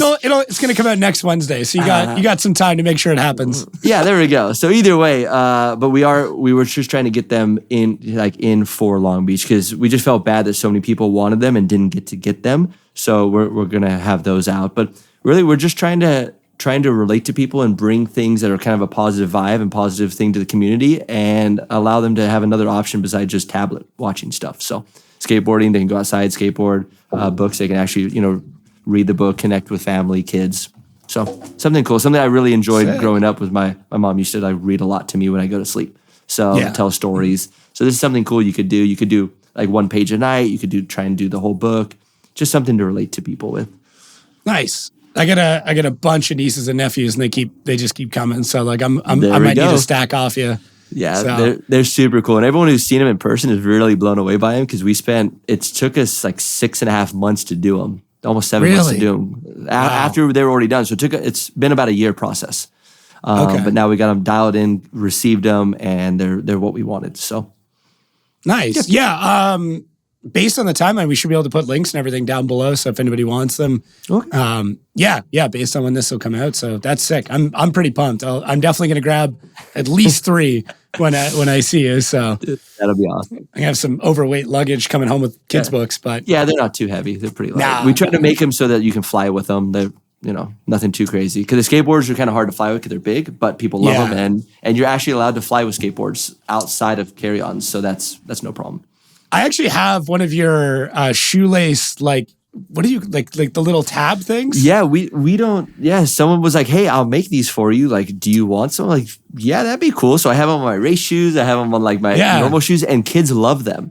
And they're like, that's so cool. I think someone from your team, I think I traded one of my hats for So Bryant wanted your hats. So I think he gave you a hat and a couple other things, but that was probably how you obtained it. I think so. Yeah, we did a bit of a trade. I've been using these as bartering items. So yeah, he loves it. Well. I have the sticker. I have that sticker in my car that randomly showed up, and I'm like, they're everywhere, man. I have a Send It sticker, and then I have a hat sticker, and I'm like, nice. Well, I know how I got those. I got one on my remote. There's like a stack of them over there. I'm still trying to work with, back and forth with, I'm trying to get like a lot for Irwindale. Like, That'd be really cool. Like 200 to 300 for Irwindale, and like proper. Just start, because what I would love is if they pan over to the grandstands and just everybody's got them. It's like a Where's Waldo? You got to hide in there and see if anyone can find you. Seriously, that's like the whole idea because so the first round this year, was it this year or last year? Well, ever since I started shooting FD, like my family would watch and they would always try and like look for me in the media pits and stuff like that. It became like this ongoing thing, right? Like my mom would watch and be like, oh, I see you. And I'd text my kids and be like, this is where I am. Yeah. And then I think it was in Long Beach this year. I had my hat on and I was like walking around and I was just like, I was in the burnout box. And then in the chat, people started being like, oh, I saw him. And it became like this ongoing joke. And now that I'm kind of up in the spotter stand, it's a little bit more difficult, but people still do it. So now I'm like, okay, for the final level of Where's Waldo, it's send out a bunch of them. Exactly. And like the hardest part of Where's Waldo is when you get that one where everyone looks like Waldo. So that's what I want. I would love to do that and then like sit in the grandstands and see if we can get like a drone shot and then do that. That would be like, set that up. I think there's like if someone crashes or whatever, just set it up because I'm sure they'll let you like shoot it and just tell them what you want to do. Like, hey, we want to actually do this. Give me like a big high res photo of the entire grandstands and then we can play that. I think that would be so sick. Cool. So, yeah, I'm working with Neff still. We're trying to like work out all they need to like, it's not a hat that they normally stock 200 of. No, of course. No, they got like 12 of them. Yeah. Exactly. I have a bunch of Neff hats, but all mine have the ball on the top. Remember those? Yes. I have the balls on the top of all of them. And it's funny. It's funny now because like people have like, when I was in Europe, the guys from Black Smoke Racing have like really nice merino wool hats. And they're like, oh, you need to have one of these and one of these. So I've like started inheriting more and more of them. So I got to do something with all them. Yes. Proper toques. I mean, Toques, yeah, there we beanies in go. the US, toque in Canada. So, and then I always joke, I've got the original one framed and it's like it's in my office now. So it's like What started it all? Yeah, I've got it. Hang on. I don't think I've shown it on any of the shows yet, but it's There like we go. We get the special one. properly mounted in a shadow box and everything. So, yeah. Now it looks like it has a lot of miles on it. Dude, it's old. It's seen some days. I had to retire it. It was falling apart. So Yeah, you can tell it's got some miles on it. It's like my race car. Don't worry. Exactly. Yeah, it's very it's seen some shit. So They look great. Exactly. Eventually you'll retire your race car too, and you can frame part of it and put that up. So it'd be super cool to do like what like rich millionaires do and like cut the car in half and like put it up on the wall or like upside down on the roof. I don't have any high roofs, so you probably walk in and like hit the car, but it'd be cool to like have it somewhere. You could probably do the body panels and like just like get some thin wire or something and like frame it all up. So I have some body panels on my walls downstairs, like from when I crashed in Texas, from my very first car when it was green, like the lion on the side. Like I have those doors on the walls, which are cool.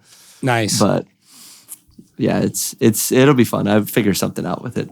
Yeah, it's good to keep that kind of stuff. I mean, I've always like I wouldn't say I'm a hoarder, but like I definitely I enjoy a clean aesthetic to some extent, but I also enjoy like sitting in a room filled with all of the weird shit I've done over the years. Like behind the camera, it's a nightmare. Looks great over here. I told you this before we started. Over there's like I got a ghetto box from the 90s. I got old books. I got a photo of Kyle Cross. Like there's like just random stuff everywhere. It's great. Yeah, that's super cool. All of our back end stuff. Yeah, I don't know. I think it's important. Like eventually, I'm sure guys like Vaughn and Turk and stuff like that have like little mementos from like early days that like they're happy that they've kept, right? Like eventually I'll get rid of some of this stuff, but there's a few things that'll probably just live with me forever. Yeah, I'm sure. Yeah, you got to have those things. Yeah. So what else you got on the list? Man, I'm trying to think. You know what? It's funny. We did this in the Ken Gushi one where I make a lot of notes. I make like a lot of notes. So let's go through the things we didn't get to in rapid succession. Okay. This might be a new segment. So I have you down as a 7-year diesel mechanic, and then 3 years of director for sales for a nutrition company, and then you worked in a law firm, which you had a beautiful white and black pinstripe suit, by the way. Yes, I'm glad you found that suit. Yeah, it was a great suit. Actually built by Penguin, so it was kind of a cool suit. Oh, that's what the hashtag was. Okay, got it. Yeah, it's literally a Penguin suit. It's funny. That's sick. Did you actually drive rally or just send a Subaru off dirt jumps? No. So I built a rally car. Okay, so let me back up. Let me back up a little bit. It'll be quick though. So I built a rally car. Okay, I really wanted to build to run rally. Then I found out how expensive it was. It's like $5,000 just the entry fee to run a rally. So I'm like, wow, that's expensive. But I built a rally car. I did one practice stage in the car at Gorman. Not groomed, not taken care of. It was rough, like really, really rough. And then I was still working on the car, trying to get the car together. At this time, I had left the law firm and I was into something called transformational training. So I was doing like transformational training. So as I was in there training, one of the big things is I was like, you know what? I want to do this. I want to help people. I want to become a trainer as well. So they're like, okay, cool. Like no worries. Like that was part of my goal without giving too much stuff away. But that was kind of like one of the goals that I set for that class. And my goal was to become a trainer. They're like, cool, fill out the paperwork, sign all up. We'll let you know, this is when the time frame is. The next one actually, so he only comes once a year. His name is John Hanley. He only comes once a year. And he's like, dude, he's coming not this Thursday, but like next Thursday. I said, okay, I'm down. I'll do it. I'll figure out. I'll move work around. Like I will make it happen. So I get it all figured out. Like, cool, great. And just so you know, it is $12,500 up front. And I'm like, what? They're like, yeah, it's $12,500 up front. Because a lot of the training helps you overcome the conversations you have or your excuses on why you can't do shit. So that was really like that one for me. A lot of people, it would be time. Like, oh, I can't take 3 days off of work. I'm like, I can. I'll make it happen. But for me, I had a large money conversation. Like I didn't have the money to do it. Mm-hmm. So I had no idea how I was going to do it. I tried to figure it out. So I had like 4 days till the weekend. And then I started on Wednesday. And I was like, I have no idea how I'm going to do it. I'm committed. Yes, sign me up. Like, let's do it. I'll find the way to have the money. Have no idea. I had no great idea of how to make the money. I couldn't figure out how to make the money. I asked my parents and like, we can help you with like $1,200. I'm like, yeah, I'm still, yeah, real short. Like I'm still 11,008. Like I'm still way far away. So I'm like, thank you. I appreciate it. Just hold on. Let me figure something else out. Like everything. And I really had no idea. And on Monday, so I had Monday, Tuesday, and then Wednesday, I had to have the money in the morning in LA. And Monday night, I get a phone call from Brett over at Rally Candy. And Brett used to work with Odie. And Brett calls, this is before I even know who Odie was or drifting or anything. And Brett hits me up and he's like, hey man, I heard you have a rally car. I'm like, yeah. He's like, will it pass tech? I'm like, yeah, why? He said, well, my driver is first place in Rally America right now. He just had like an 80 foot off and totaled his car. We have 2 weeks to build him a new car. We can't build a full, complete rally car in 2 weeks and ship it out. He's like, are you willing to sell your car? And I was like, not really. And then I kind of realized like, basically I had to let go of who I was for who I wanted to become. And I'd been building this car for like 4 years. And I'm like, I was like, okay, fine. But I have to have the money before Tuesday night. And he's like, done. The guy's driving down from San Francisco. I already know the car. He'll come bring you cash for it. I'm like, done. So I don't know, law of attraction was definitely on my side. And the next day, Tuesday, he showed up at the house, paid for the car. They brought it all over. It's now his pro rally car. He still runs Rally America in the car, actually. That's cool. It's a burgundy one.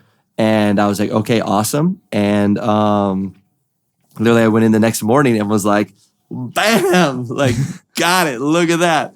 I showed up full in pay, done. What's up? Let's get this going. And that was like the start of my like transformational career and me getting into transformation and owning centers and traveling all over the world and all that. Like that's what started and launched that whole thing was me just believing that I could make it happen. And I just kept pushing until it did. And I wasn't attached to how it happened. I was just committed to making it happen. So I was just basically kind of a yes on any direction because something will lead me somewhere. And that's basically what happened. I did literally let go of who I was for who I wanted to become. And yes, I'm not a professional rally driver, but I became a professional driver anyways. Yeah. So, it's interesting how that all ends up tying back in the end, right? Yeah. And that's why I walked away from transformation is in the training. I was always training and teaching other people how to go after their goals and dreams and chase their passion and all that. And it really hit me kind of like a ton of bricks. Like, what is something you've always avoided and something you've always wanted to do? And I'm like, be a race car driver. They're like, great, that's what you get to do. And I'm like, okay. And then I saw drifting. I'm like, there we go. That's it. There it is. I can do that. Yeah. Don't know why I can do that. Don't know why I think I can drive sideways and not straight, but I can do that. They look like they're having a lot of fun. Let's do this. And that was my jump into drifting. Damn. Full circle. Mind the pun. How are you not riding dirt bikes every single day with Glen Helen Raceway in your backyard? I used to ride a lot of motocross back in the day. And then, I don't know. I just kind of stopped riding. I basically pretty stopped sick setup. Yeah, stopped motocross and went into street bikes. And once, bad part with motocross is you got to put the bike in a truck or in a trailer or in whatever, trailer to the thing, then start riding, then doing that. Well, me being a stunt rider, I would literally ride wheelies and stunts everywhere. Yeah. So instead of having to go to the track and ride motocross at the track, I basically just used streets or whatever else and became a stunt rider that way. So I literally rode I moved out at 17, lived on my own. So from 17 till when I met my wife. And not that she asked me to stop riding, but I was like, I don't want to die right now, so let's stop. Yeah. But basically that whole time I rode I rode every single day. I didn't even have a car for most of that period. So I remember having to move from my apartment to a new apartment and all I had was a street bike. And I remember moving a fish tank on the back of a street bike. On the back of a Gixxer? Jesus. Yep. A yellow GSXR 750, 05. It's a good bike. I love that bike. The bike was amazing. Super well balanced. Like, Amazing. Great bike. Is it true that you were born deaf, or at least had severe hearing issues growing up? Yeah, I did. So that's why when I grew up, I was in like special ed my whole life. So going through high school and middle school and elementary school, I was in special ed. I was in speech therapy. Like I was always made fun of, all those things. And it was very weird because transformation always teaches you about just changing your perspective. And that's like literally everything changes once you change your point of view or your perspective on something. And I remember my first grade teacher left like the biggest impact ever. I don't know if he's ever going to hear this. I don't know if he'd ever see this. I don't even know how to get a hold of him, but it would be rad too. So his name was Mr. Darlin, and he's my first grade teacher. And I was okay in school. I wasn't very good. And I had to go up and speak in front of the class to like present, right? Like most people do. And I just told him no. And he's like, well, you're going to fail. You're going to get an F on that. And that's okay. He's like, well, we're going to call your parents and let them know that you didn't even try. I'm like, that's fine. Like I was 100% did not care what happened to me. Like whatever. And he's like, well, why? I'm like, because people can't understand me and they're not going to listen to me anyway. So I'm not even going to do it. And he's like, what if I can get them to listen to you very closely? I was like, what? He's like, do you trust me? And really, I was like, no, but sure, let's try. What's your game plan here? So he's like, okay, hold on. Before you go up, let me go up first. I'm like, okay. So he goes up in front of the class and he's like, hey, so here's the deal. We're going to have, because, my name's Jordan. He's like, hey, we're going to have Jordan come up in the front of the class. He's going to speak, but you have to listen to him very, very closely because, his family's from Boston. He has a thick Bostonian accent. And so it's hard to understand him. So that thick accent, you just have to listen to him carefully so that you guys can understand what he's saying and what he's speaking. And then all the kids were like, oh, okay. And I went up there and spoke, and it was totally fine. And that was it. And what I realized is that it was never about what happens. It's just about like what you have to say about what happens that matters. And that distinction right there was really eye-opening for me.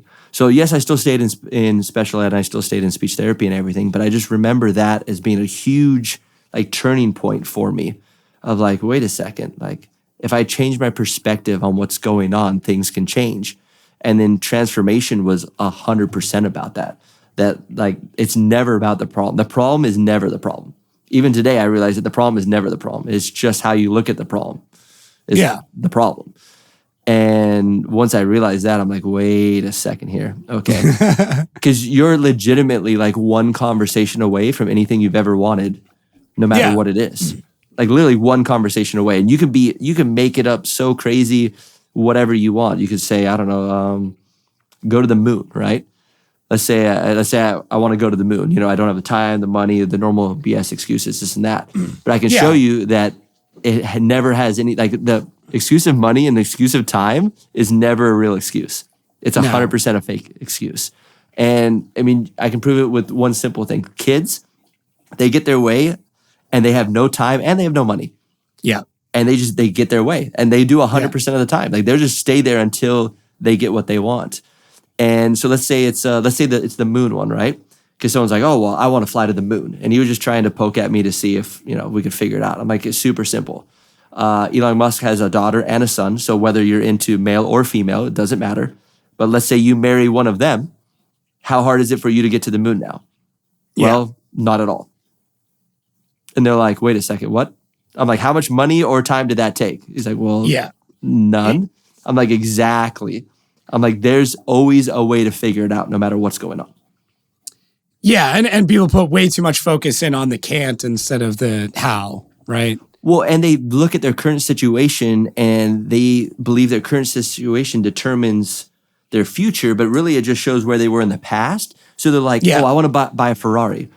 Oh, I don't have the money. Well, of course you don't. You just thought of that idea 5 seconds ago. Like, what's the likelihood of you just having to spare $500,000? Like, it's not there. So they think that they're actually living like in their past. Yeah. But if they can flip it around and realize that like the future that you're living into actually determines how you show up in the present, that's what radically changes people's mindset. Yeah. Because the past has absolutely nothing to do with the future. And you can prove that as a little kid. Like, let's say I want to go to Disneyland, right? It's impossible. In the morning, because I was in special ed. I hated getting up. I hated going to school, hated being made fun of, all that. So I would never get up. I was one of the like worst kids ever to wake up. But if I knew I was going to go play hockey or I knew I was going to go surf, I didn't even have an alarm. I just wake up and like wait for my mom to wake up and take me to hockey. Yeah. So it never had to do with, and my house didn't change. We didn't make more money. My parents didn't, like nothing changed in my life. It was just what I was looking forward to. It was what was ahead of me. It was what that like impossible future looked like for me. Mm-hmm. So that was what the big deciding factor was just shifting my mindset and looking forward, not looking back. Yeah, I think it's. I think any of that stuff. Before we go like super deep into the philosophical side of this or the existentialism of it, but it's like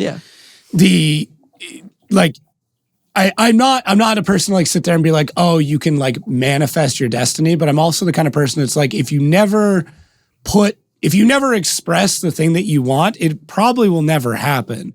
Whereas no one will know that you want it either. So how's someone supposed to help you? And that's what like kind of puts me around to the position I'm in now, where it's like, I made it quite clear the things that I wanted to do. And then some of these things have started happening. And like, I even said to my wife the other day in the car, we were chatting, we're both big F1 fans. And I was like, I'm like, how long do you think it would take for me to be an F1 commentator?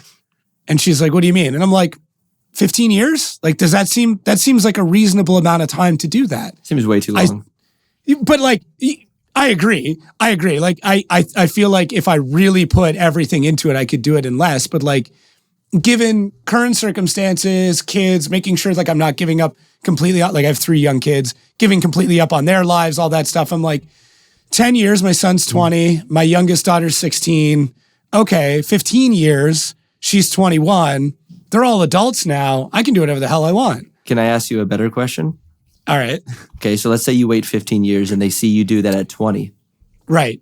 Let's say you do it in 5. Yeah. What are you teaching your kids? Oh, I agree. That you can, I guess. So this is the biggest thing I have with parents is that they always use their kids as an excuse not to do things. And it's always the opposite. It's always the reason why, because now you're teaching them what's possible. And if they can learn what's possible at a younger age, they're way better off. I'm also the person though, but if I give myself, let's say 10 years to do something, I will competitively try and get it done in less. That like. So let me ask you a morbid question. How do you know you have 10 years? I don't know if I have tomorrow. That's why you do this shit now. I literally, I mean, as like stupid as this sounds, I literally have a tattoo that says tomorrow may never come. So you might as well do it now. It's also from a Social Distortion song, which is a punk band. Yeah. So anyways. I knew where it was coming from. Yeah. Social D, that's old school. Yeah. Yeah, dude, I'm a big Social D fan. Yeah. Which is great because the drummer's the guy that owns the Pike Bar, and I got to meet him, and I was all like, hello, sir. Like that's super cool. I'm like a big fan of everything you've ever done, but you don't know who I am, but that's okay. It's all good. Growing up, I was a big Tool fan, and the drummer always plays in San Diego too, so that's super sick. That is fair. Yeah. So. I love Tool. I was never like a Tool fan because like that is a level of fandom that's like those. It gets pretty crazy. It gets really obsessive. You dive in deep because like some of his writing is all like it's written in the Fibonacci sequence of numbers. Exactly. Like there's the time signatures they use is like it is the album cover. Anyways, yeah. Like Lateralus is one long song. Yes. In the wrong order. All right, last one. This is the last point I had. You were a part of quite possibly one of the funniest live stream moments that's ever happened in Formula Drift. And it was Jeff Jones in Atlanta when his pulley came off and you guys spent your 5 minutes just laughing at the engine bay. Well, yeah. Okay, so that was a good story. That's Pro 2. So before I got to Pro 2, I crewed for Jeff, which I recommend anyone who's thinking about driving pro, go crew for people. Because you will learn a lot of things that you want to do, some things you might not want to do, some things you could do better, a lot of things that you could do a lot worse, and they will literally help you figure out how to build a good program. So he 100% set me up for success. Like I swear to you, he did. And he helped me stay with a very low budget because we're still a very low budget team, but we seem to be doing quite well. So that was very remarkable because most people think that money ties directly into like the results and it doesn't. So that's what's super cool about a lot of things that Jeff taught me. But the part that you're talking about was in Road Atlanta. So we were overheating. We had problems. We had 3 one more times with Forrest. On the third one more time, he comes back up the hill in between the battle, right? Because he led first, and then he was chasing the next one. Comes up the hill, and he's like, radios in like, hey guys, like check. I think I lost a belt. Like my power steering's really bad. I think I lost a belt. We're not charging. I'm like, cool. We grab a belt. We grab everything. We're ready to go. Like ready to throw the belt on because it was a supercharger on one belt line. So we're like, easy. He just threw the belt and the belt's gone. No problem. So grab the belt. I'm ready to go. Boom. He pulls up and he's like, they call, Kevin comes over. He's like, I'm calling 5 minutes. We call 5 minutes. He's like, go. I rush, pull the hood pins, throw the hood up, and I just stand there. And I'm like, looking. And I'm like, 1, 2, 3. Wait a second here. 1, 2, 3. I'm like, I know I didn't go very far in math, but I feel like something's missing here. 1, 2, 3. And then all of a sudden, like he's yelling at me and he's like, dude, fix it. Like work out. We only have 5 minutes. Like, let's get back. I'm like, hold on, bro. I don't think we can fix it. He's like, we can fix anything. I'm like, hold on, man. I'm trying to figure out what's wrong. And he's like, dude. So he climbs out of the car and he walks over and he's like, dude, put the belt, like, let's get the belt on. Let's go. And he's like yelling, he's like amped up, not yelling at me. He's just like excited, like trying to get this going. Yeah. And he's like, dude, like, I know we can win because we let a fiery lead on Forrest. I think he even pulled a gap on him. So he's like, dude, we're going to win. And we look, I'm like, I think we're missing something, bro. He's like, what? I was like, where's your water pump? And he's like, what? I'm like, bro, where's the water pump? Dude, the water pump pulley snapped off on the front and just exited the vehicle. Belt was still on, but no water pump. Water pump had exited the vehicle. The bad part is that no one could find the water pump. So now Jeff's idea is grab the welder, let's weld it back on. I'm like, I think it's aluminum. He's like, I got the flux core welder. Will that weld it? I'm like, that's not gonna weld aluminum, bro. We need like a TIG welder. But the problem is we gotta find the pulley first. And we're like looking in the wheel well, we're like, it's gone. Like we asked Kevin, dude, can you like go look on the live stream? Like, dude, where'd the pulley? And still to this day, pulley has never been found. We don't know if it's in a crowd. We don't know if it's in a ditch. We don't know if it's pulley is completely exited the vehicle. And I just remember laughing with Jeff. I'm like, what do you want to do? He's like, bro, we can't run without a belt and without a water pump. Like, I think we're done. Like, he's like, I think we're done, bro. The car's overheating. It's 230 degrees. Like, dude, we're 260 at that time, I think. And he's like, dude, I don't know. So we're just laughing and sitting there pointing at it. And Kevin's like, are you guys going to fix it? I'm like, come here, bro. just come take a gander. Take a good look at this over here. Put a good eye on it. Like, you might be missing something. And we're literally missing the entire like front pulley off the water pump. It just exited the vehicle and no one could find it. Completely gone. It's such a good moment because I think it's Jared and Ryan and they're like, they're not touching it. They're just looking at it. Yeah, because there's no commentary. And me and Jeff both have our arms up and we're just like looking at it, like we're laughing like that. And then Kevin comes over and he's laughing. And then like other people pop in and they're laughing. Like, you need anything? And we're like, yeah, do you have the round thing that goes on the water pump? And they're like, what?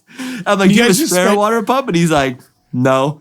And it was like all TIG welded on, like the fitting. So we'd have to like re-TIG weld. We have to try and get a new AN fit. He's like, it's not going to happen. It's not going to happen. He's like, I know what I've lost. I've lost. So he walks over to Forrest and he's like, congrats, bro, you win. And he's like, what? He's like, it's done. I think Forrest even gets out of the car and walks over and looks at it. He's like, you're done, man. He like, they like hug or whatever. And then Forrest goes in the car and like ends up running the run. And like as Forrest goes in the burnout box by us, because we're stuck at the front of the burnout box, we just like wave at him. He like waves back at us and then he just drives up and just ends up driving off. So there's definitely some funny things. So that was a good one. I think that was the same episode or event where Kristaps drove off the jack stands in front of us. It might have been. Yeah, it was the same. It was the same event because we watched it live, and he's like 3, 2, and he's just like dumps the clutch and just jumps off the jack stands and like punctures the bottom of the car and just drives away. He's like, I'm on the ground. Let's go. There's like one lug nut on each wheel, and like that was rowdy. Man. It was super Atlanta's rowdy. Always rowdy. I love Atlanta. There's something about that place, man. So I love Atlanta. I've never made it out of the top 32. So that's my goal next year. My goal is to make it. First, I hadn't made it in. 2 years in a row, didn't qualify. Then I qualified and drew Odie. Didn't make it out of that battle. Then this year, randomly qualified high, pulled Osbo. I'm like, come on, guys. Like, can you guys give me somebody? Like, it's a bit of a break. Anybody besides Odie or Osbo? And last year when I got Odie, he had just won Long Beach. And this year, yes, I did end up above Osbo in Long Beach. I was like, haha. But it didn't even matter because I ended up second, right, on the podium in Long Beach. He ended up third. But in Road Atlanta, he just killed me. Like, just drove away from me. I'm like, bye-bye. Like, on the downhill, he just gaps. So the car's so fast. Yeah, I mean, it's Stefan and the car's set up, yeah. But I went ice drifting with Osbo. You throw Osbo in a clapped out Z, and he still just pulls away from you. I'm like, are we in the same car here? He's like, no, your car's better. I'm like, I don't want to hear that. That makes like, here's my keys, bro. Like, just here, you want to just take them? Like I don't know how we're supposed to do this. Like, I don't know. So yeah, insane driver. So if there's a battle of top drivers, he's definitely a top driver. 100%. I mean, in that argument, he is definitely in that conversation for sure. Yeah, and as soon as you hit ice, I would say probably top. Like, killer ice driver. I mean, I've also had the pleasure of ice driving in Norway. It is like, that's one of those bucket list things where I'm like, cool. I got Ebizu left and maybe one or two more things, and I'm good. Yeah, and do you see how crazy good all the drivers are out there? Oh, dude, it's wild. Have you watched Torne Cavia at a like, dude? If that guy ever comes over, oh my god! So it's careful what you wish for. I know. I've heard some things. I've heard some things. So he's dope. It's gonna be a wild year. So what else? Sick. You have any like quick bullets I can just run down? I think we got through pretty much all of them. We've already done over 2 hours. This is officially, I think, the longest podcast too. So we're breaking all the records tonight. No, dude, it's great. I'm glad. I knew this was gonna be a good one. You and I both love to talk, and we both get along really well, so it worked out well. I feel like it doesn't even need to be a podcast. I feel like we just have this conversation, even if nothing was going on, and if it wasn't 100%, it would have been longer. That's the problem. I would have been watching the sun go up. Like, dude, we spent like what 3 days straight in Erie talking the entire time. Yeah, and like never ran out of stuff to talk about. No, you're like, what do you think about this? How do you think about these? What do you think about Corvettes? What do you like, dude? It just went like off this the chassis, deep end. that tire, yeah. We were all over the place. I think the best part is you and I are both young in our careers within FD. We're both we're not jaded by the sport at all. We're both like crazy fanatics about all of it. And this is like nothing against any of the other drivers, but it's just like, I think that's what a lot of it is we're still such huge fans of the sport that it's nothing to just keep talking about it. And when you love it, it's easy to talk about and be passionate about it. Yeah, that's where our ADHD comes in. I was always really bad in school, but I didn't enjoy it. But things I like, I could talk forever about. Yeah, no, it's good. Cool. Anything else? Anything else you want to wrap up? Thanks, shout outs, anything like that?